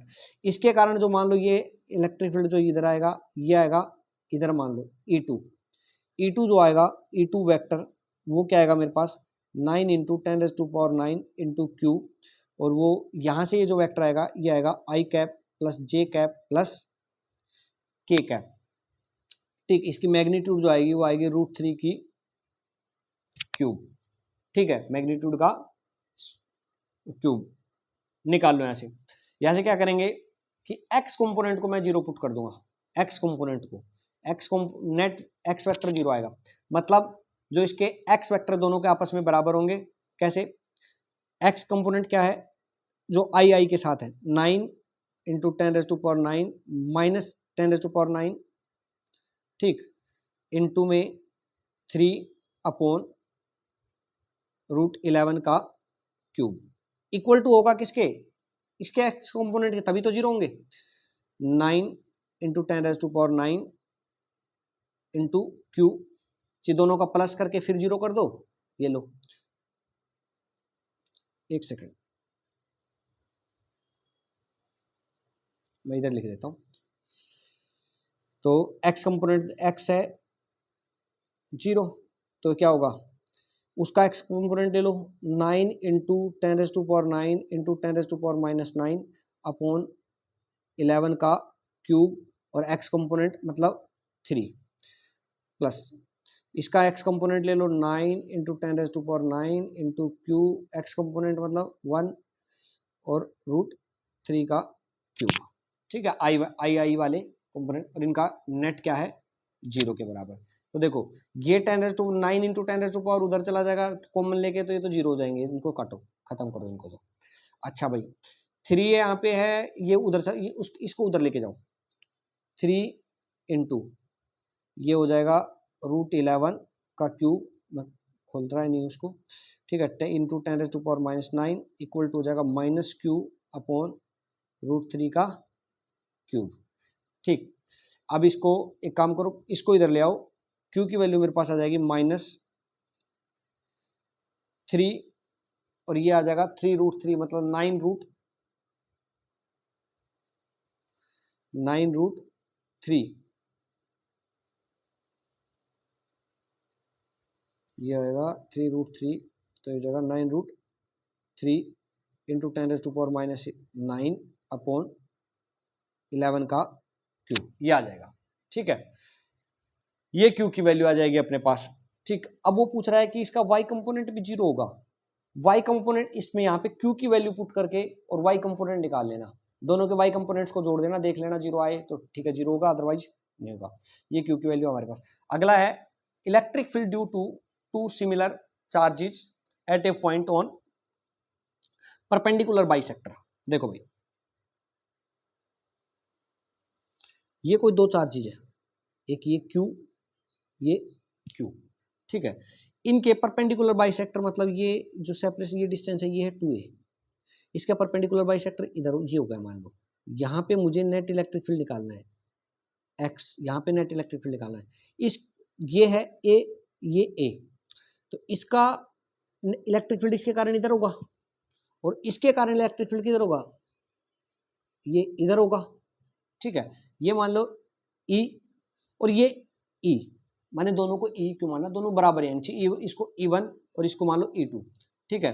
तो E1 क्या होगा, E1 मेरे पास होगा K Q अपॉन ये सेपरेशन होगा a square plus X square, ठीक है, का स्क्वायर, मतलब ये आएगा, ये आएगा a square plus X square का रूट, तो ये स्क्वायर करेंगे तो ये हट जाएगा, ठीक है। ऐसे E2 भी इतना आएगा, कैलकुलेट करके देख लेना, दोनों इतने आएंगे। अब क्या करेंगे, देखो दोनों आ गए, E1 E2 आ गए। अगर ये एंगल थीटा, ये एंगल थीटा, तो ये एंगल जो होगा, ये एंगल भी क्या होगा, हॉरिजॉन्टल के साथ थीटा। कंपोनेंट करो इसके, इधर होगा E1 कोस थीटा और इधर होगा E2 E1 साइन थीटा। ऐसे इसके कंपोनेंट करेंगे, ये थीटा, तो ये क्या आएगा, इधर आएगा E2 कोस थीटा और इधर आएगा E2 sine theta. E1 cos theta बराबर E2 कोस थीटा है, क्योंकि E1 E2 बराबर है कोस थीटा, तो ये कैंसिल हो जाएगा। हॉरिजॉन्टल कंपोनेंट सिर्फ बचेगा कौन सा, वर्टिकल कंपोनेंट्स बचेंगे इसके। तो वर्टिकल कंपोनेंट्स क्या आ जाएगा, नेट इलेक्ट्रिक फील्ड जो आएगा मेरे पास E नेट, वो आएगा 2E कोस थीटा, मैंने E1 E2 को E लिख दिया, 2E कोस थीटा। तो ये क्या आएगा, 2KQ, E की जगह क्या रखेंगे, KQ अपॉन ए स्क्वायर प्लस एक्स स्क्वायर, और कोस थीटा क्या होगा, कोस थीटा होगा, क्या होता है, बेस अपॉन हाइपोटेन्यूज, तो क्या आएगा एक्स, सॉरी कोस थीटा नहीं है, सॉरी ये साइन थीटा आएगा, 2E साइन थीटा, क्योंकि कोस थीटा वाले कंपोनेंट तो कट ही गए थे, तो ये आएगा परपेंडिकुलर अपॉन हाइपोटेन्यूज, तो ये आ जाएगा ए स्क्वायर प्लस एक्स स्क्वायर, तुम इसको डायरेक्टली लिख सकते हो 2KQ एक्स अपॉन ए स्क्वायर प्लस एक्स स्क्वायर की पावर 3/2, ठीक है, ई नेट। अच्छा, ये बात तो हुई इसकी। अगर मान लो हमें क्या दे देता, हमें बोलता कि भाई एक चार्ज, दो चार्जेस क्यों ऐसे रखा हुआ है, एक दो और दो चार्जेस रखे हुए ऐसे क्यों, ठीक है। इसके कारण इस प्लेन के परपेंडिकुलर और ओ पॉइंट से पास होने वाली लाइन पे एक्स डिस्टेंस पे इलेक्ट्रिक फील्ड निकालो, ठीक है। मतलब कोई भी जो लाइन है या कोई इसके प्लेन के परपेंडिकुलर है और ओ से पास हो रही है, तो उस पर इलेक्ट्रिक फील्ड निकालना है एक्स डिस्टेंस के ऊपर, ठीक। वापस से वैसे कैलकुलेट करते, क्यू के कारण निकालते और इस क्यू के कारण निकालते और फिर करते, ठीक है। वैसे अगर भाई दोनों लाइंस के परपेंडिकुलर ही है वो, तो परपेंडिकुलर का हमने निकाल रखा है, वो भी करते तो भी हमें क्या करना पड़ता है, दोनों का लास्ट में वेक्टर सम करना पड़ता है, दोनों का सेम आता है ऐसे ऐसे, ठीक है, और फिर दोनों का वेक्टर सम करते, ठीक। अगर ऐसी सिचुएशन दी हो जिसके अंदर प्लेन के अंदर इक्वल चार्जेस दिए हुए हैं और सेंटर से इक्वल डिस्टेंस पे है और हमें इलेक्ट्रिक फील्ड निकालना है सेंटर से पास होने वाली लाइन पे जो परपेंडिकुलर है एक्स एक्सिस पे, सॉरी एक्स एक्सिस उसके एक्सिस के ऊपर है, तो उस सिचुएशन में क्या करेंगे, जो फॉर्मूला लिखेंगे वो क्या लिखेंगे, ई नेट, पॉइंट बना के इसको लिख देता हूं मैं,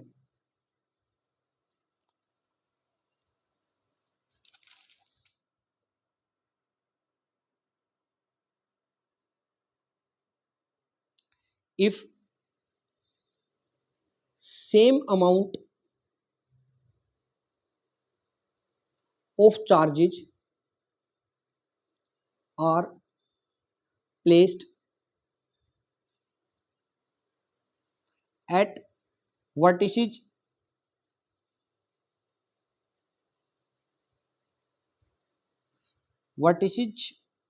of a regular polygon such that their distance from a point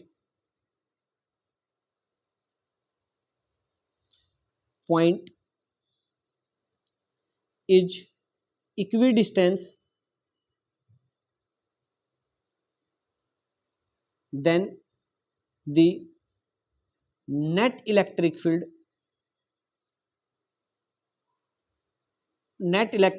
on the line or axis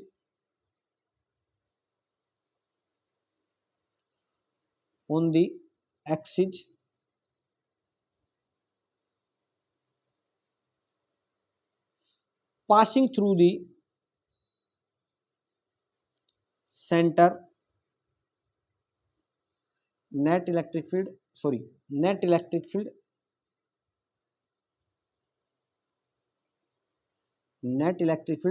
at a distance x on the axis passing through the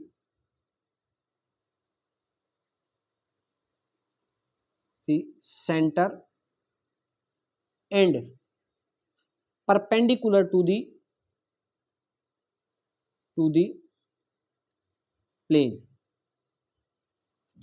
is given by E net जो होगा इस case के अंदर E net जो होगा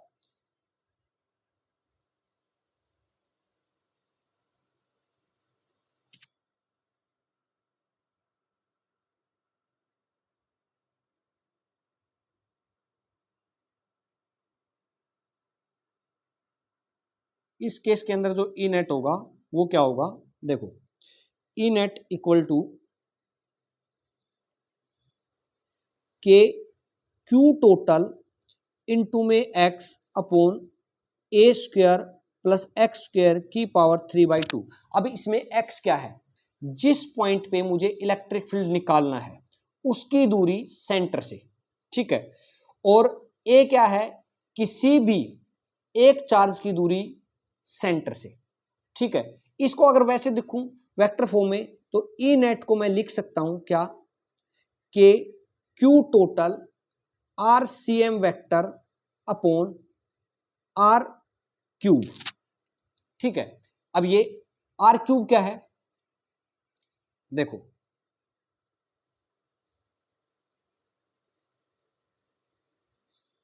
सबसे पहले RCM क्या है, आरसीएम है, लिख देता हूं मैं, अगर तुम चार्ज की बजाय मास होता, चार्ज की बजाय क्या होता मास, तो उसका क्या होता centre of mass, centre of मास से जिस पॉइंट पे मुझे इलेक्ट्रिक फील्ड निकालना है उसकी दूरी, सिंपल सी बात है, डिस्टेंस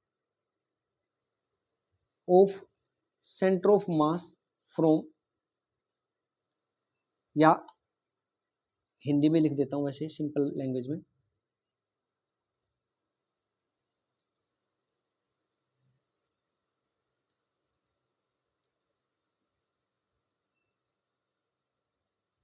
सेंटर ऑफ मास से जिस पॉइंट पे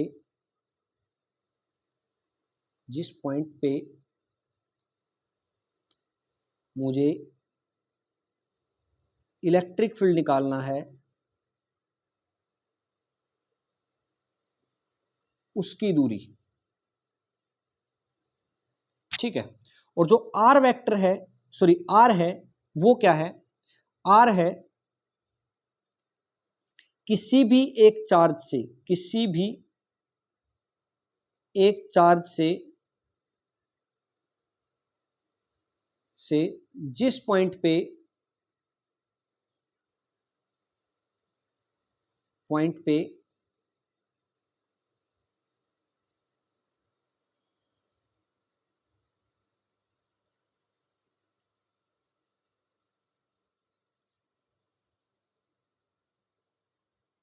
जिस पॉइंट पे मुझे इलेक्ट्रिक फील्ड निकालना है उसकी दूरी। ठीक है, आरसीएम क्या है?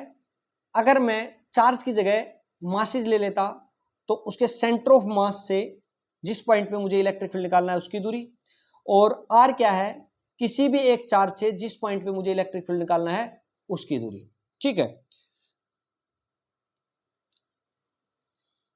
सेंटर ऑफ, या फिर इसको ऐसे लिख बोल सकते हो कि सेंटर ऑफ मास जो आरसीएम है इसको बोल सकते हो सेंटर ऑफ मास, और जिस पॉइंट पे मुझे इलेक्ट्रिक फील्ड निकालना है उसके बीच का वो बीच का डिस्टेंस।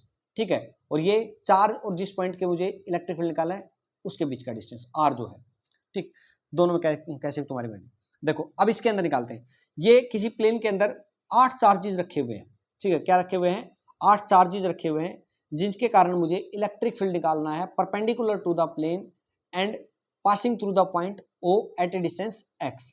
कोई एक्सिस है जो इस ओ पॉइंट से पास हो रहा है, इस ओ पॉइंट से पास हो रहा है, परपेंडिकुलर टू द प्लेन है, उसके ऊपर एक्स डिस्टेंस पे। तो भाई देखो सभी चार्जेस इक्वल डिस्टेंस पे ए ए ए, और perpendicular to the line X distance पे, वो एक्स वो पॉइंट भी सभी से इक्वल डिस्टेंस पे होगा।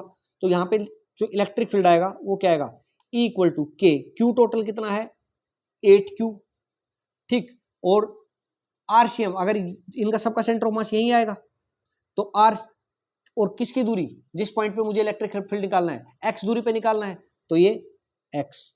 ठीक, अपॉन में आर क्यूब।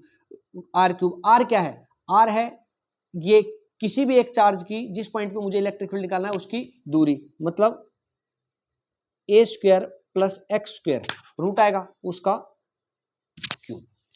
ठीक, ऐसे ही इसमें ये निकालना है, सीधा सिंपल। ई नेट क्या हो जाएगा? इसमें भी यही निकालना है कि भाई कोई स्क्वायर है, स्क्वायर के 4 वर्टिसेस पे चार्जेस है क्यू क्यू क्यू क्यू। ठीक, उसमें जो line perpendicular to the plane है और पासिंग थ्रू द सेंटर है उस पे एक्स डिस्टेंस पे इलेक्ट्रिक फील्ड निकालो। निकालो, क्या आएगा? के क्यू टोटल मतलब 4Q अपॉन, सॉरी इनटू में एक्स डिस्टेंस पे निकालना है एक्स अपॉन में ए स्क्वायर, ये A square plus X square, तो sorry A square plus X square नहीं आएगा, ये आएगा ये डिस्टेंस कितनी है? ये डिस्टेंस आएगी ए बाई रूट 2, तो ये मतलब आएगा a square by 2 plus X square की पावर 3/2। ठीक है जी, इसका रूट करके 3 कर दो, कोई इशू नहीं है। इसमें ऐसे आएगा, ये चाहिए चार्जेस रखे हुए क्यू क्यू क्यू, इसकी वजह से क्या आएगा टोटल? इस पे सी सेंटर से पास होने वाली लाइन और परपेंडिकुलर टू द प्लेन हो तो उस पर ई क्या आएगा? के 3Q इंटू में एक्स अपॉन में ये जो सेपरेशन, जो भी सेपरेशन इसके बीच में आ गई, ये क्या कितना सेपरेशन होता है? √3/2, जो भी सेपरेशन हो। ठीक है, ये जो सेपरेशन होता है ये मान लो आर है। ठीक है, आर का स्क्वायर प्लस एक्स का स्क्वायर का रूट की पावर 3। ठीक है, ये क्या आ जाएगा? इसका आएगा भाई सारे चार्जेज, इस सारे चार्जेज क्या हैं? ये सभी इक्वी डिस्टेंस हैं जिस पॉइंट पे मुझे इलेक्ट्रिक फील्ड निकालना है, और इसका सेंटर ऑफ मास कहाँ है? ये रहा। ठीक, तो वही है के क्यू, और जिस पॉइंट पे मुझे इलेक्ट्रिक फील्ड निकालना है उसके centre of mass distance X, और क्या आएगा? R square plus X square की पावर 3/2, यह आ जाएगा ई टोटल। ठीक है, तो इस टाइप के सारे क्वेश्चन। नीचे एक क्वेश्चन और है, जैसे ये इस पे, ये कोई होलो हेमिस्फीयर है। ठीक है, इसके सेंटर पे मुझे इलेक्ट्रिक फील्ड निकालना है, सेम फॉर्मूला लगेगा।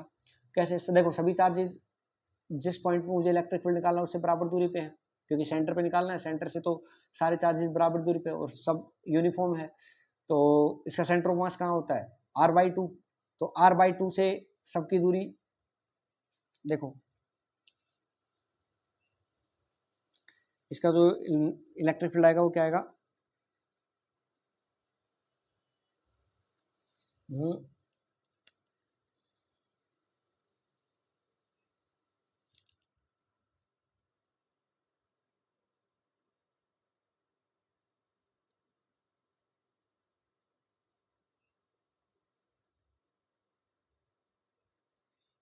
के क्यू टोटल तो क्यू, ठीक है, और आर सेम क्या है, R/2 अपॉन सभी चार्जेस से दूरी, वो तो आर ही है,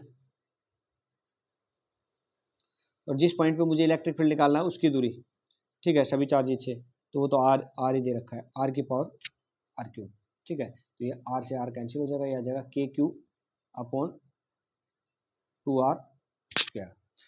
अच्छा भाई, ये निकाला है। ये क्या दे रखा है कि पी पॉइंट के ऊपर नेट इलेक्ट्रिक फील्ड 0 हो तो वैल्यू निकालनी है मुझे एक्स की, ठीक। देखो ये दो चार्ज सेम चार्जेज हैं, -8q -8q, उसके कारण परपेंडिकुलर डिस्टेंस पे एक्स डिस्टेंस पे इलेक्ट्रिक फील्ड कितना होगा, पहले मैं E1 निकाल लेता हूँ, मान लेता हूँ E1 ये है, E1 होगा इधर टुवार्ड्स द चार्ज, वो क्या आएगा, वो आएगा कि क्यू टोटल कितना है 16q, और एक्स डिस्टेंस पे निकालना है, और चार्ज की दूरी क्या आएगी उससे, जिस पॉइंट पे मुझे इलेक्ट्रिक फील्ड निकालना है वो आएगी b² प्लस x² का रूट, ठीक है, ये वाली डिस्टेंस, ये वाली क्या आएगा, और इसकी पावर 3, वही ऊपर वाला फॉर्मूला लग जाएगा, और E2 इनके कारण ये E2 होगा, ये E1 और ये E2 भी कितना आएगा कि 2q, और x डिस्टेंस पे निकालना है, और ये डिस्टेंस कितनी आएगी, a² प्लस x² का रूट, तो ये आएगी a² प्लस x² का रूट की पावर 3, दोनों इक्वल एंड अपोजिट होने चाहिए तभी 0 होगा, तो E1 बराबर क्या होना चाहिए E2, तो ये निकाल लो कि 16q x upon b² plus x² की पावर 3 इक्वल टू होगा कि 2q x upon a² plus x² की पावर 3, ठीक है। ये qx से qx कैंसिल, ठीक, और k से k कैंसिल, तो ये इधर ले आएंगे और ये हो जाएगा 8 और ये हो जाएगा, क्रॉस मल्टीप्लाई कर दो ना, दोनों को क्रॉस मल्टीप्लाई कर देते हैं, तो ये तो 8 पे कट जाएगा, ये आ जाएगा 8 a² प्लस x² की पावर 3, और ये हो जाएगा b² प्लस x² की पावर 3, क्यूब रूट ले दो, ये हो जाएगा 8 का क्यूब रूट क्या आएगा 2 a² प्लस x², और इक्वल टू ये हो जाएगा b² प्लस x², इसका स्क्वायर कर दो, ये आएगा a² प्लस x², और ये आ जाएगा b² प्लस x², ये 4a² हो जाएगा, ठीक, वो 4x² हो जाएगा, 4 और 4 निकालना क्या आपने को, x ही निकालना बस, सॉरी, तो 4x² इक्वल टू क्या आएगा b² प्लस x², ये इधर आ जाएगा 3x² इक्वल टू आएगा b² माइनस 4a², और ये आ जाएगा x equal to b² minus 4a² by 3 का रूट, ठीक है भाई। ये देख, ये वो आंसर होगा, कोई कैलकुलेशन में मिस्टेक हो तो देख लेना, बाकी मिस्टेक है नहीं कैलकुलेशन में कोई भी। ये 16 है, 2 है, ठीक, ये कैंसिल हो जाएगा, ये इधर आ जाएगा, ये a² क्यूब, और वो उधर क्या था, कुछ भी नहीं था, कैंसिल हो गया था, ठीक, तो कोई मिस्टेक नहीं है कैलकुलेशन में, ठीक है। तो ये आ जाएगा आंसर इसका जो भी। नेक्स्ट देखो नल पॉइंट, नल पॉइंट क्या होता है, नल पॉइंट का मतलब नेट इलेक्ट्रिक फील्ड 0, ठीक, नल पॉइंट का मतलब क्या है, नेट इलेक्ट्रिक फील्ड जिस पॉइंट पे 0, ठीक है। अब नेट इलेक्ट्रिक फील्ड 0 होने के लिए अगर मान लो तो दो चार्जेस दिए हुए हैं ऐसे, एक प्लस Q1 एक प्लस Q2, चलो चाहे साइन नहीं दिया हुआ, बस जस्ट ये रखा Q1 Q2, और सेपरेटेड बाई ये डिस्टेंस है, कोई भी सेपरेटेड बाई डिस्टेंस R है, ठीक। कोई पूछे कि नेट इलेक्ट्रिक फील्ड 0 कहाँ पे होगा, अगर दोनों का साइन सेम है, सेम साइन है, सेम साइन है, ठीक है, तो जो नेट इलेक्ट्रिक फील्ड 0 होगा वो इन दोनों पॉइंट्स के बीच, लाइन ज्वाइनिंग द पॉइंट्स के बीच में कहीं भी, मतलब इन दोनों के बीच में कहीं भी हो सकता है, यहाँ से Q1 से R1 डिस्टेंस पे और Q2 से R2 डिस्टेंस पे, ठीक है। चीज तुम निकाल सकते हो कैसे, देखो निकालने के लिए के Q1 अपॉन R1 का स्क्वायर और के Q2 अपॉन R2 का स्क्वायर, दोनों इक्वल एंड ऑपोजिट होंगे, ठीक, तभी तो जीरो होगा। इक्वल एंड एक दूसरे को कैंसिल करेंगे, के से के कट जाएगा, तो Q1 अपॉन Q2 जो आएगा वो आएगा R1 square upon R2 square, ठीक है। तुम इसको ऐसे भी लिख सकते हो कि जो Q1 Q2 का रूट का जो रेशियो होगा वो होगा R1 और R2 के बराबर होगा।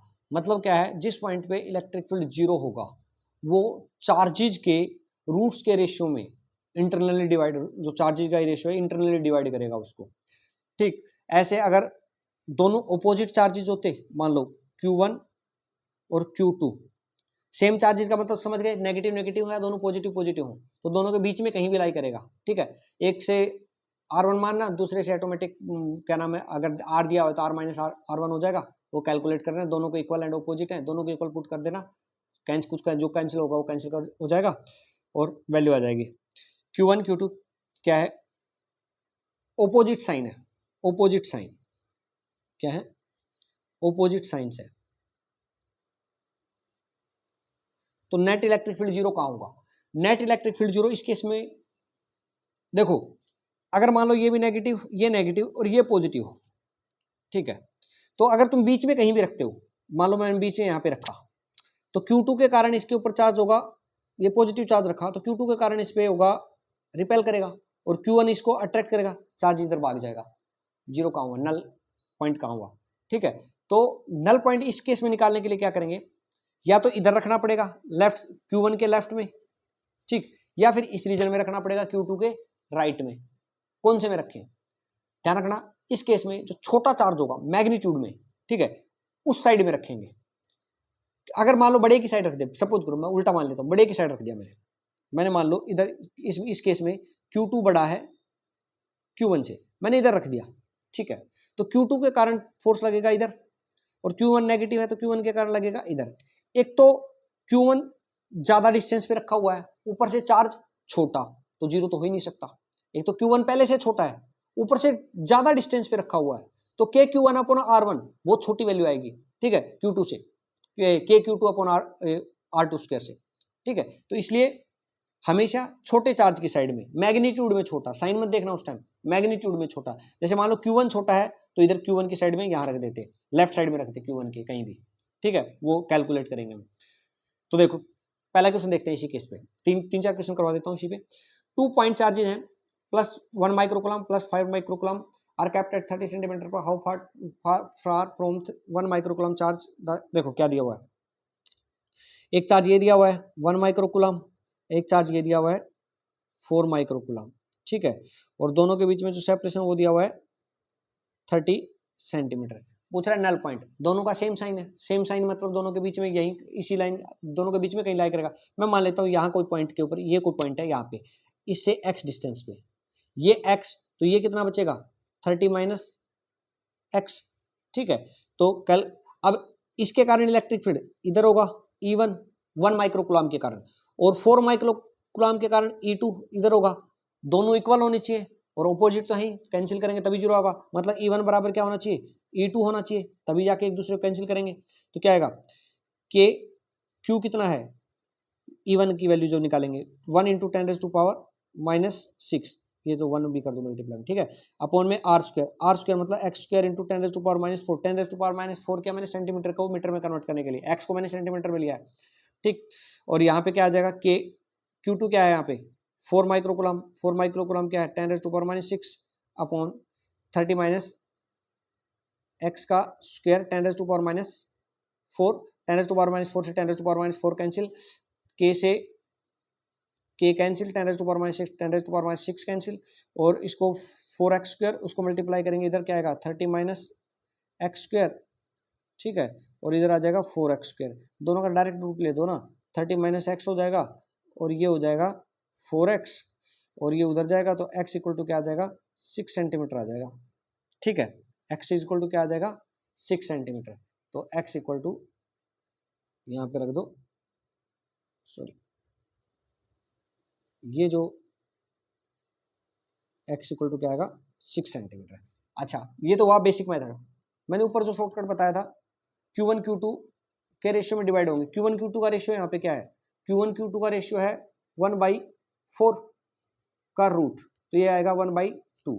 तो 1/2 बराबर क्या होना चाहिए, R1 अपॉन में R2। मान लो ये है अपना R1 और ये है अपना R2, ठीक है। तो ये R1 R2 किस में है, 1/2 के रेशियो में है। तो R1 क्या हो जाएगा, R1 होगा 30 अपॉन 1 + 3 इंटू में R1 निकालने के लिए, हाँ ठीक है, ये 10, ये गलत आ रहा है, कुछ गड़बड़ की है इसका मतलब, तो कुछ 30 - x, ये 4 ठीक ठीक ठीक ठीक है ठीक है ठीक है, एक मिस्टेक है, ये आएगा, ये जो रूट करेंगे तो 2x नहीं हो जाएगा, ये हो जाएगा 2x, ठीक है। तो ये हो जाएगा 3x, इधर आएगा 3x के उधर आ जाएगा 10 सेंटीमीटर आएगा भैया, ये आएगा 10 सेंटीमीटर, ठीक है। ये क्या आ जाएगा 10 सेंटीमीटर, ये यहाँ से फिर क्या आएगा, ये 1, तो ये क्या आ जाएगा R1 इक्वल टू आ जाएगा 10 सेंटीमीटर। R2 निकालना है 30/3 इंटू 2, कोई से मेथड से निकाल लो, ठीक है, ये आ जाएगा 20 सेंटीमीटर। कोई ठीक चीज Q1 upon Q2 equal to R1 upon R2 करके निकाल लो, चीज बेसिक मेथड से निकाल लो। नेट इलेक्ट्रिक फील्ड को जीरो करने के लिए दोनों इलेक्ट्रिक फील्ड क्या होंगे, एक दूसरे के इक्वल होंगे और ऑपोजिट होंगे। Two particles A and B having charges 20 microcoulomb and 5 microcoulomb are fixed at with separation 5 cm। देखिए एक चार्ज रखा हुआ है 20 माइक्रोकुलम यहाँ पे, और एक चार्ज रखा हुआ है -5 माइक्रोकुलम यहाँ पे। दोनों के बीच में जो सेपरेशन है वो क्या है, 6 सेंटीमीटर का, 5 सेंटीमीटर का, ठीक। पूछ रहा है at what position third charge should be placed so that does not experience net force electric force. मतलब इलेक्ट्रिक फील्ड जीरो होगा तो फोर्स भी क्या होगी, जीरो हो जाएगी उसके ऊपर। तो मैं यहाँ पे, अब मैंने पहले बताया था अगर सेम साइन हो तो चार्जेस के बीच में, ऑपोजिट साइन हो तो या तो लेफ्ट या राइट, दोनों चार्जेस के, या तो किसी के लेफ्ट या किसी के राइट में। अब अच्छा, किसमें छोटा चार्ज देखते हैं कौन सा, -5 माइक्रोकुलम है, -5 कुलम की साइड में होगा, तो यहाँ पे प्लेस कर देंगे भाई, यहाँ पे चार्ज, यहाँ पे ये इलेक्ट्रिक फील्ड क्या होगा, सॉरी नेट इलेक्ट्रिक फोर्स क्या होगा, 0। तो निकाल लो इसके ऊपर, अगर इलेक्ट्रिक फील्ड जीरो आ जाएगा तो ऑटोमेटिक फोर्स भी जीरो आ जाएगा। इसके कारण ये डिस्टेंस मान लो x है यहाँ से, तो ये क्या हो जाएगी 5 + x, तो नेट इलेक्ट्रिक फील्ड -5 कूलम के कारण क्या होगा, नेट किधर आ जाएगा, -5 कूलम के कारण E1 और 20 कूलम के कारण इधर हो जाएगा E2, दोनों इक्वल एंड अपोजिट होने चाहिए, E1 बराबर होना चाहिए E2। तो E1 क्या है, E1 है K 5 × 10⁻⁶ अपॉन में x², ये किसके बराबर होना चाहिए, E2 जो है वो है K 20 × 10⁻⁶ और 5 × x, इसको भी 10⁻4 करेंगे सेंटीमीटर में कन्वर्ट करने के लिए, और इसका भी 10⁻4 सेंटीमीटर में कन्वर्ट करने के लिए। ये तो कट ही जाएगा वैसे, ठीक, और K से K कट जाएगा, 5 का 4 पे 10⁻6 से 10⁻6 कट जाएगा, ये क्रॉस मल्टीप्लाई कर दो भाई, क्रॉस मल्टीप्लाई करेंगे तो ये स्क्वायर ना, ये 5 + x का स्क्वायर, और ये हो जाएगा इधर 4x², इधर रूट करेंगे तो ये 5 + x, ठीक, और ये हो जाएगा 2x, और ये हो जाएगा भाई क्या आएगा, तो x बराबर क्या आ जाएगा, ये इधर है 5 सेंटीमीटर, क्योंकि उधर आएगा माइनस हो जाएगा, तो ये भी क्या आ जाएगा 5 सेंटीमीटर, ठीक है। और अगर जो ऑपोजिट चार्जेज हो तो Q1 Q2 के external √Q1 upon Q2 equal to होगा R1 upon R2, externally divide करेंगे, एक्सटर्नली डिवाइड करेगा, ठीक है, ठीक। बेसिक से निकाल लो, इसमें ना जाओ, बेसिक से निकाल लो, इससे कंफ्यूज हो तो बेसिक से निकाल लो, दोनों इलेक्ट्रिक फील्ड एक दूसरे के ऑपोजिट आएंगे और दोनों को एक दूसरे के बराबर रख दो, आंसर आ जाएगा। नेक्स्ट क्वेश्चन 2 पॉइंट चार्ज, अब इसमें भी क्या है, दोनों के दोनों ऑपोजिट साइन है, और पूछ रहा है कि नेट इलेक्ट्रिक फील्ड कहाँ पे जीरो होगा। देखो एक रखा हुआ है, ओरिजिन पे कौन सा रखा हुआ है 8 कूलम, और एक रखा हुआ है x = L डिस्टेंस पे कौन सा रखा हुआ है -2 कूलम। पूछ रहा है नेट इलेक्ट्रिक फील्ड जीरो कहाँ पे होगा। नेट इलेक्ट्रिक, मैंने क्या कहा था कि अगर दोनों सेम चार्जेज हैं तो छोटे चार्ज के लेफ्ट में रखो चार्ज को, छोटा चार्ज कौन सा -2 कूलम, तो तीसरा कूलम यहाँ पे नेट इलेक्ट्रिक फील्ड क्या होगा 0 इसके लेफ्ट में, ठीक, छोटे चार्ज के उसमें रखना है। तो क्या आएगा, ये मान लेते हैं, ये हो जाएगी, ये यहाँ से यहाँ तक की x मानी हमने, तो ये हो जाएगी L प्लस एक्स, ठीक, पुट कर दो बस वही, ये -2q के कारण इलेक्ट्रिक फील्ड इधर आएगा टुवर्ड्स द चार्ज, और इसके 8q के कारण इधर जाएगा away from the charge, E1 E2 equal होने चाहिए और अपोजिट होने, अपोजिट तो है डायरेक्शन में, और मैग्नीट्यूड में क्या होने चाहिए इक्वल। तो E1 इक्वल टू, E1 क्या है, E1 है k 2q अपॉन में x स्क्वायर, और E2 क्या है k 8q अपॉन में L प्लस एक्स स्क्वायर। ये सेंटीमीटर में दिया हुआ है, नहीं बस सीधा जस्ट पॉइंट दिए हुए, अगर सेंटीमीटर में दिया वो कट ही जाते, k से k कट जाएगा, q से q कट जाएगा, 2 से 4 कट जाएगा, ठीक है, ये आ जाएगा 4x square equal to L plus X square, इसको तुम रूट निकालोगे तो आ जाएगा 2x बराबर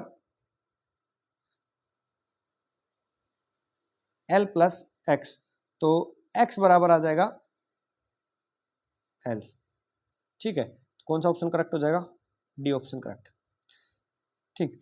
अगला क्वेश्चन देखो, अगला क्वेश्चन क्या देखा है कि नेट इलेक्ट्रिक फील्ड है पॉइंट P के अलोंग y एक्सिस 0 है, then ratio of Q1 Q2, अच्छा y एक्सिस के अलोंग जो नेट इलेक्ट्रिक फील्ड दे रखा है ना, वो तुम्हें 0 दे रखा है, कोई नहीं, कैलकुलेट करते हैं भाई। देखो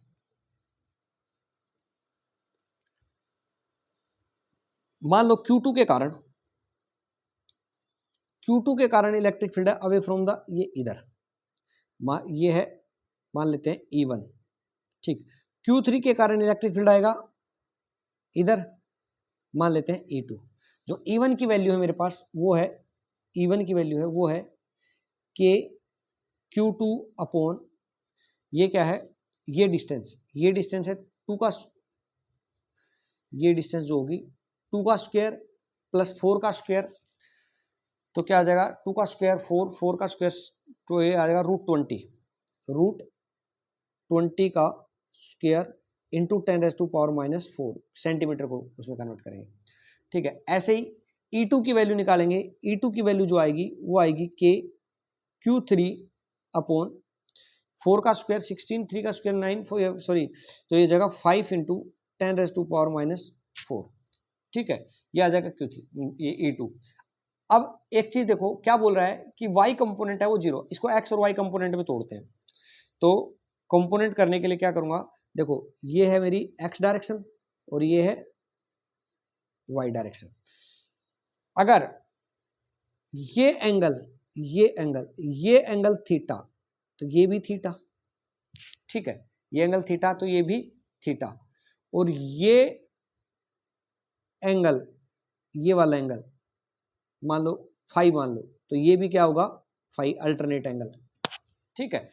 तो क्या देखो, इसका एक कंपोनेंट इधर आएगा E1 कोस थीटा और एक कंपोनेंट इधर जाएगा E1 साइन थीटा, ऐसे E2 का एक कंपोनेंट इधर आएगा E2 कोस फाई और इधर कंपोनेंट आएगा E2 साइन फाई। अब y कंपोनेंट क्या बोल रहा है, 0 होना चाहिए, y एक्सिस पे नेट इलेक्ट्रिक फील्ड क्या होना चाहिए, तो मतलब y कंपोनेंट एक दूसरे के ऑपोजिट तो है डायरेक्शन में, बट इक्वल भी होने चाहिए, तभी एक दूसरे को कैंसिल करेंगे। तो E1 साइन थीटा बराबर होना चाहिए E2, ये है E2 sine phi, E2 sine phi, ठीक। E1 क्या है, E1 है k Q2 अपॉन 20 इंटू 10⁻⁻, ये आएगा 25 बाई, ये 25 आएगा यहाँ पे, ठीक है, क्योंकि 5 का करेंगे वो स्क्वायर तो 25, ये 20 अपॉन में 10⁻⁻⁴। अच्छा, क्यों साइन थीटा देखो ये रहा थीटा, साइन थीटा होता है परपेंडिकुलर अपॉन में हाइपोटेन्यूज, परपेंडिकुलर है अपने पास 4 और हाइपोटेन्यूज है अपने पास √20, इक्वल टू होना चाहिए E2 की वैल्यू अपने पास k Q3 अपॉन में 25 इंटू 10⁻⁻⁴, साइन फाई जो होगा वो होगा अपने पास 4 अपॉन में 5, ठीक है। ये अब k से k कैंसिल, 4 से 4 कैंसिल, 10⁻⁴ से 10⁻⁴ कैंसिल, ठीक है। और चीज 5 से इसको भी कैंसिल कर दो 4 पे, ठीक।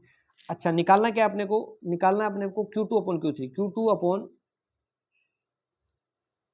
Q3 बराबर होने चाहिए किसके, ये उस दोनों उधर लेके जा, ये दोनों उधर लेके जाएंगे तो ये आ जाएगा 420 अपॉन में 25, ठीक है। अपने को आंसर निकालना है ए उसमें, तो इसमें से 4 और कॉमन ले लो,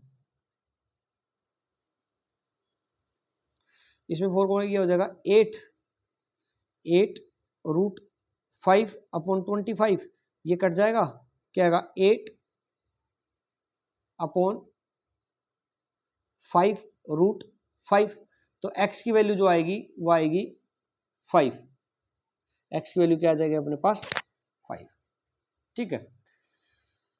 क्योंकि देखो 8 √5 x दे रखा है, तो x की वैल्यू पूछा उसमें, x की वैल्यू इसमें पूछ रहा है, ये वेयर x इक्वल टू, ये जेई मेंस का क्वेश्चन है, ठीक। क्वेश्चन को पढ़ लो ढंग से, ठीक है। उसमें x की वैल्यू पूछ रहा था, तो ये आंसर आ जाएगा। नेक्स्ट क्वेश्चन जो दे रखा है तुम्हें, नेक्स्ट क्वेश्चन दे रखा है uniform electric field E equal to इतना is created between two parallel plates. देखो ये ऐसे इलेक्ट्रिक फील्ड दिया हुआ है, जिस इलेक्ट्रिक फील्ड की वैल्यू दी हुई है E equal to 8m upon E, ठीक। और ये जो डिस्टेंस दिया हुआ है 1 मीटर दिया हुआ है, दो प्लेट की जो लंबाई है, लेंथ है, वो दे रखी है, ठीक। मास इलेक्ट्रॉन का m दे रखा है, चार्ज इलेक्ट्रॉन पे E दे रखा है। पूछ रहा है कि इस इलेक्ट्रिक फील्ड के कारण जो इलेक्ट्रॉन है वो कितना डिफ्लेक्ट हो जाएगा। देखो इलेक्ट्रॉन यहां से एंटर किया, इलेक्ट्रॉन यहां से एंटर करेगा, ठीक। Symmetrically between plates with speed of, इसकी जो स्पीड है वो है 2 मीटर पर सेकेंड, यहां से एंटर कर। अब इसके ऊपर की तरफ फोर्स लगेगा, ऐसे ऊपर की तरफ, ये जा रहा है ऐसे, ऐसे ऊपर की तरफ, तो ये पता कैसे जाएगा, ऐसे होगा इसका पाथ, ऐसे होगा इसका पाथ, इन प्लेट्स के बीच में ऐसे जाएगा ये, ठीक है। तो हमें जो ओरिजिनल से ये ऐसे जाता, अगर ये इलेक्ट्रिक फील्ड नहीं होता तो सीधा हॉरिजॉन्टल चला जाता, बट इलेक्ट्रिक फील्ड के कारण ये डिफ्लेक्ट हुआ है। तो डिफ्लेक्ट कितना हुआ है, ये एंगल निकालना है। जैसे मान लो यहां से निकला, तो हमें ये एंगल निकालना है, कितना ये डिफ्लेक्ट हुआ है अपने पाथ से, ठीक है। ये एंगल निकालना है। तो देखो पाथ उसने, लेंथ उसने कितना कवर की, जिसमें हॉरिजॉन्टल डायरेक्शन में उसके पास कोई एक्सेलरेशन नहीं है, ठीक है। तो हॉरिजॉन्टल डायरेक्शन में वो चला 1 मीटर, हॉरिजॉन्टल मैंने मान लेता हूं x डायरेक्शन में चला वो 1 मीटर, ठीक है। और कितने टाइम में गया, कितने टाइम में कवर करेगा ये डिस्टेंस, तो टाइम आएगा 1/2, क्योंकि स्पीड क्या है 2, तो टाइम आ जाएगा डिस्टेंस अपॉन में स्पीड क्या आ जाएगा 0.5 सेकेंड। अब वो 0.5 सेकंड तक में लेंथ कवर करता है, तो 0.5 सेकंड में वो वर्टिकल डायरेक्शन में चलेगा, क्योंकि वर्टिकल डायरेक्शन में उसके पास एक्सेलरेशन है, ठीक है। वाई डायरेक्शन में, वर्टिकल नहीं, मैं वाई डायरेक्शन बोल रहा हूँ, वाई डायरेक्शन में उसके पास इलेक्ट्रिक फील्ड है। तो वाई डायरेक्शन में उसने कितनी डिस्टेंस ट्रेवल की, वाई डायरेक्शन में उसके पास एक्सेलरेशन क्या आएगा, वाई डायरेक्शन में उसके पास जो एक्सेलरेशन आएगा वो आएगा फोर्स अपॉन में मास। फोर्स क्या है उसके ऊपर, फोर्स होगी Q इंटू में जो इलेक्ट्रिक फील्ड है अपॉन में मास। Q क्या है उस इलेक्ट्रॉन के ऊपर चार्ज, E कितना दे रखा है 8m अपॉन E, और मास कितना दे रखा है m, ठीक है। m से m कैंसिल, E से E कैंसिल, तो एक्सेलरेशन आ जाएगा 8, ठीक। वो एक्सेलरेशन उसमें पुट कर देंगे अपन। तो जो y डायरेक्शन में डिस्प्लेसमेंट आएगा ut plus half at square. Initial velocity कितनी थी उसके पास वर्टिकल डायरेक्शन में, वर्टिकल डायरेक्शन में uy था, वर्टिकल डायरेक्शन में 0, ठीक है। तो ut प्लस हाफ at में ut वाली टर्म तो 0, half at square, half a कितना है 8, t कितना है 0.5 इंटू में 0.5, इस 0.5 को रखो कितना 10, इसको भी कट करो, ये देखो 10, 5 5 2 2, ठीक है। और ये क्या आ जाएगा 1, तो y इक्वल टू क्या आ गया मेरे पास 1, ठीक है। y इक्वल टू मेरे पास आ गया 1, देख लो ढंग से, कोई डाउट हो तो पूछो। 5 2 2 2, ठीक है, 2 8 1 आ गया। तो कितना डिफ्लेक्ट हो जाएगा, अब डिफ्लेक्ट कितना होगा, देखो मेरे पास ये है 1, ये है 1, तो ये एंगल निकाल सकता हूं मैं थीटा, तो ये theta is equal tangent theta is equal to क्या आएगा परपेंडिकुलर अपॉन बेस, मतलब tangent theta is equal to 1, theta is equal to क्या आ जाएगा भाई 45 डिग्री वो डिफ्लेक्ट हुआ है अपने पाथ से, ये आएगा 45 डिग्री। ठीक है, कोई कैलकुलेशन में मिस्टेक हो तो देख लो। उसने 1 मीटर ट्रेवल किया, ओरिजेंटल डायरेक्शन में कितना समय लेगा 1/2, ठीक है, तो क्या आ जाएगा 0.5 सेकेंड। अब मुझे निकालना है वर्टिकल में कितना चला वो, सॉरी वाई डायरेक्शन में कितना, एक्स डायरेक्शन में चला 1 मीटर, तो वाई डायरेक्शन में कितना चला वो, वाई डायरेक्शन में चलेगा, एक्सेलेरेशन है उसके पास तो ut plus half A T square लगाएंगे। एक्सेलेरेशन कहाँ से आएगा, फोर्स अपॉन में मास, फोर्स कहाँ से आएगी, चार्ज इनटू में इलेक्ट्रिक फील्ड, इलेक्ट्रिक फील्ड अपने को दे रखा है, चार्ज अपने को दे रखा है, मास अपने को दे रखा है, एक्सेलेरेशन निकालो वहाँ से। और वाई डिस्टेंस कैसे निकालोगे, वाई इक्वल टू क्या आएगा हाफ ए टी स्क्वायर, तो ए की जगह रख देंगे, ए की वैल्यू क्या है अपने पास 8 टी स्क्वायर, मतलब टी अपने पास 0.5 का स्क्वायर, ये आंसर आ जाएगा। ठीक है, तो ये अपना था डिस्क्रीट चार्ज के कारण क्या इलेक्ट्रिक फील्ड, उससे रिलेटेड न्यूमेरिकल हो गए। ठीक, अब आगे जो कुछ एक दो ग्राफ्स हैं, ग्राफ्स करवा देता हूं। ग्राफ्स क्या, देखो मान लो ये मेरे पास एक प्लस क्यू चार्ज है, ठीक है, ग्राफ्स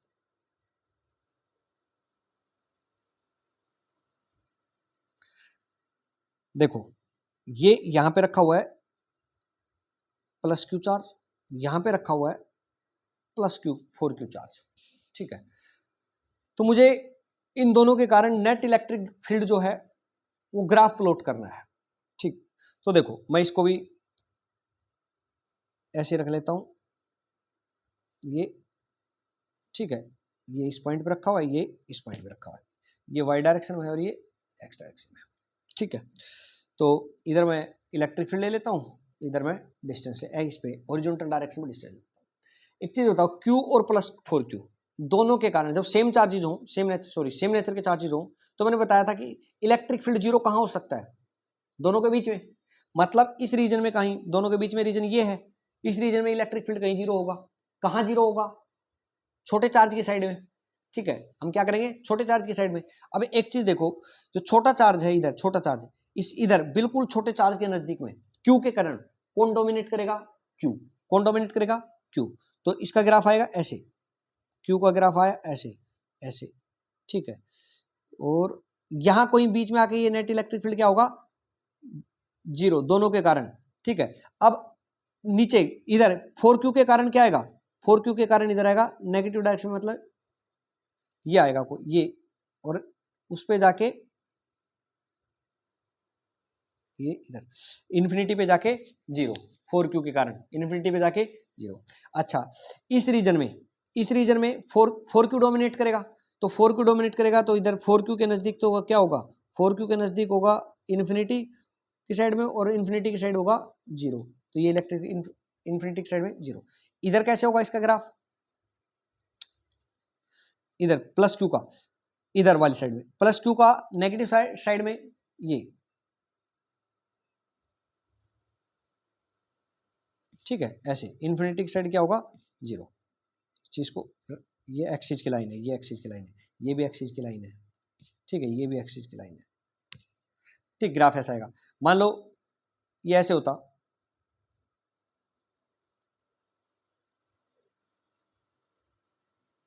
ये इधर होता 4Q, इधर होता -Q। ठीक है, अब पूछता ग्राफ प्लॉट करो। एक चीज देखो, 4Q पहले 4Q के राइट में देखते हैं। 4Q के राइट में 4Q डोमिनेट करता, 4Q के राइट में अगर 4Q डोमिनेट करता तो क्या आता, 4Q के पास में इन्फिनिटी और इन्फिनिटी पे जीरो। ठीक है, ऐसे ग्राफ आता। ठीक, -Q की साइड में क्या आता, अब एक सेकेंड, -Q की साइड देखो, मैंने बताया था अगर दो ऑपोजिट चार्जेज हो, ऑपोजिट नेचर के चार्जेज हो, तो नल पॉइंट किधर आएगा, छोटे चार्ज की साइड में। नल पॉइंट किधर आएगा, छोटे चार्ज की साइड में। ठीक है, अब -Q के पास में कौन डोमिनेट करता, -Q डोमिनेट करता। ठीक है, -Q में इधर जो आता ये आता, देखो -Q में ये डोमिनेट करता, ये पॉजिटिव होता है इलेक्ट्रिक फील्ड, और ये क्या आता, ऐसे आता, ऐसे ठीक, और यहाँ पे कहीं नेट इलेक्ट्रिक फील्ड जीरो, यहाँ पे कहीं नेट इलेक्ट्रिक फील्ड जीरो। अब क्या होता, ये से। अब क्या होता, 4Q का डोमिनेंस बढ़ जाता, तो ये आता ऐसे, और फिर नेट इलेक्ट्रिक फील्ड ऐसे 0। नेट इलेक्ट्रिक फील्ड क्या होता, एक सेकंड थोड़ा सा इसको करेक्ट करते हैं, या था ऐसे, और फिर नेट इलेक्ट्रिक फील्ड इन्फिनिटी पे तो 0। ठीक, अच्छा भाई, बीच में देखते हैं दोनों के बीच में इधर -Q के कारण, -Q के कारण तो क्या होता, -Q के कारण इधर देखते हैं, -Q के राइट में तो ये सॉरी, ये -Q ही डोमिनेट करता, ये आता है ऐसे, तो जो मिनिमा आता, कहीं ना कहीं तो मिनिमा आता, ठीक है, तो वो आता ऐसे, सॉरी ज्यादा हुआ, ये ग्राफ ऐसे आता, और +Q की साइड में कौन डोमिनेट करता, +Q, तो ये कहीं यहां मिनिमा आता, ठीक है, ग्राफ ऐसा। नेक्स्ट देखते हैं, मान लो ऐसे होता,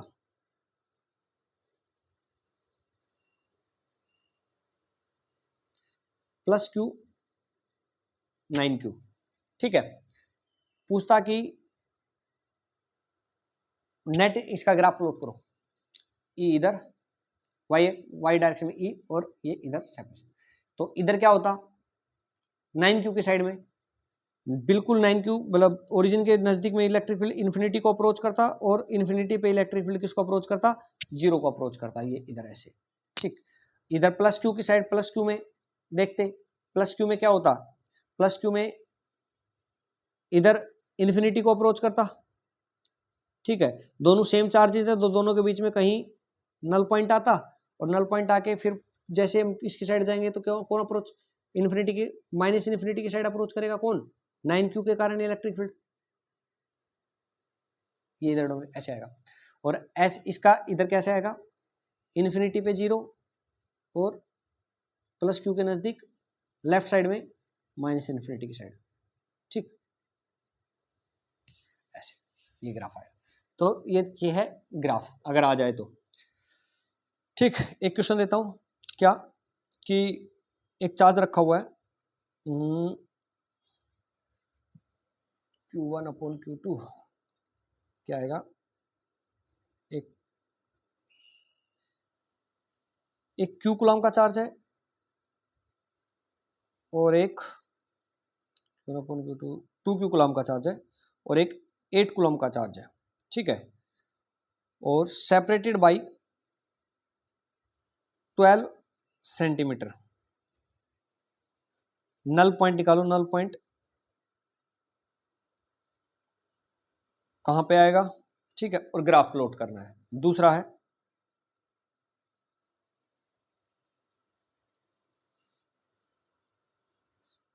-3 कूलम और 27 coulomb, separated by A distance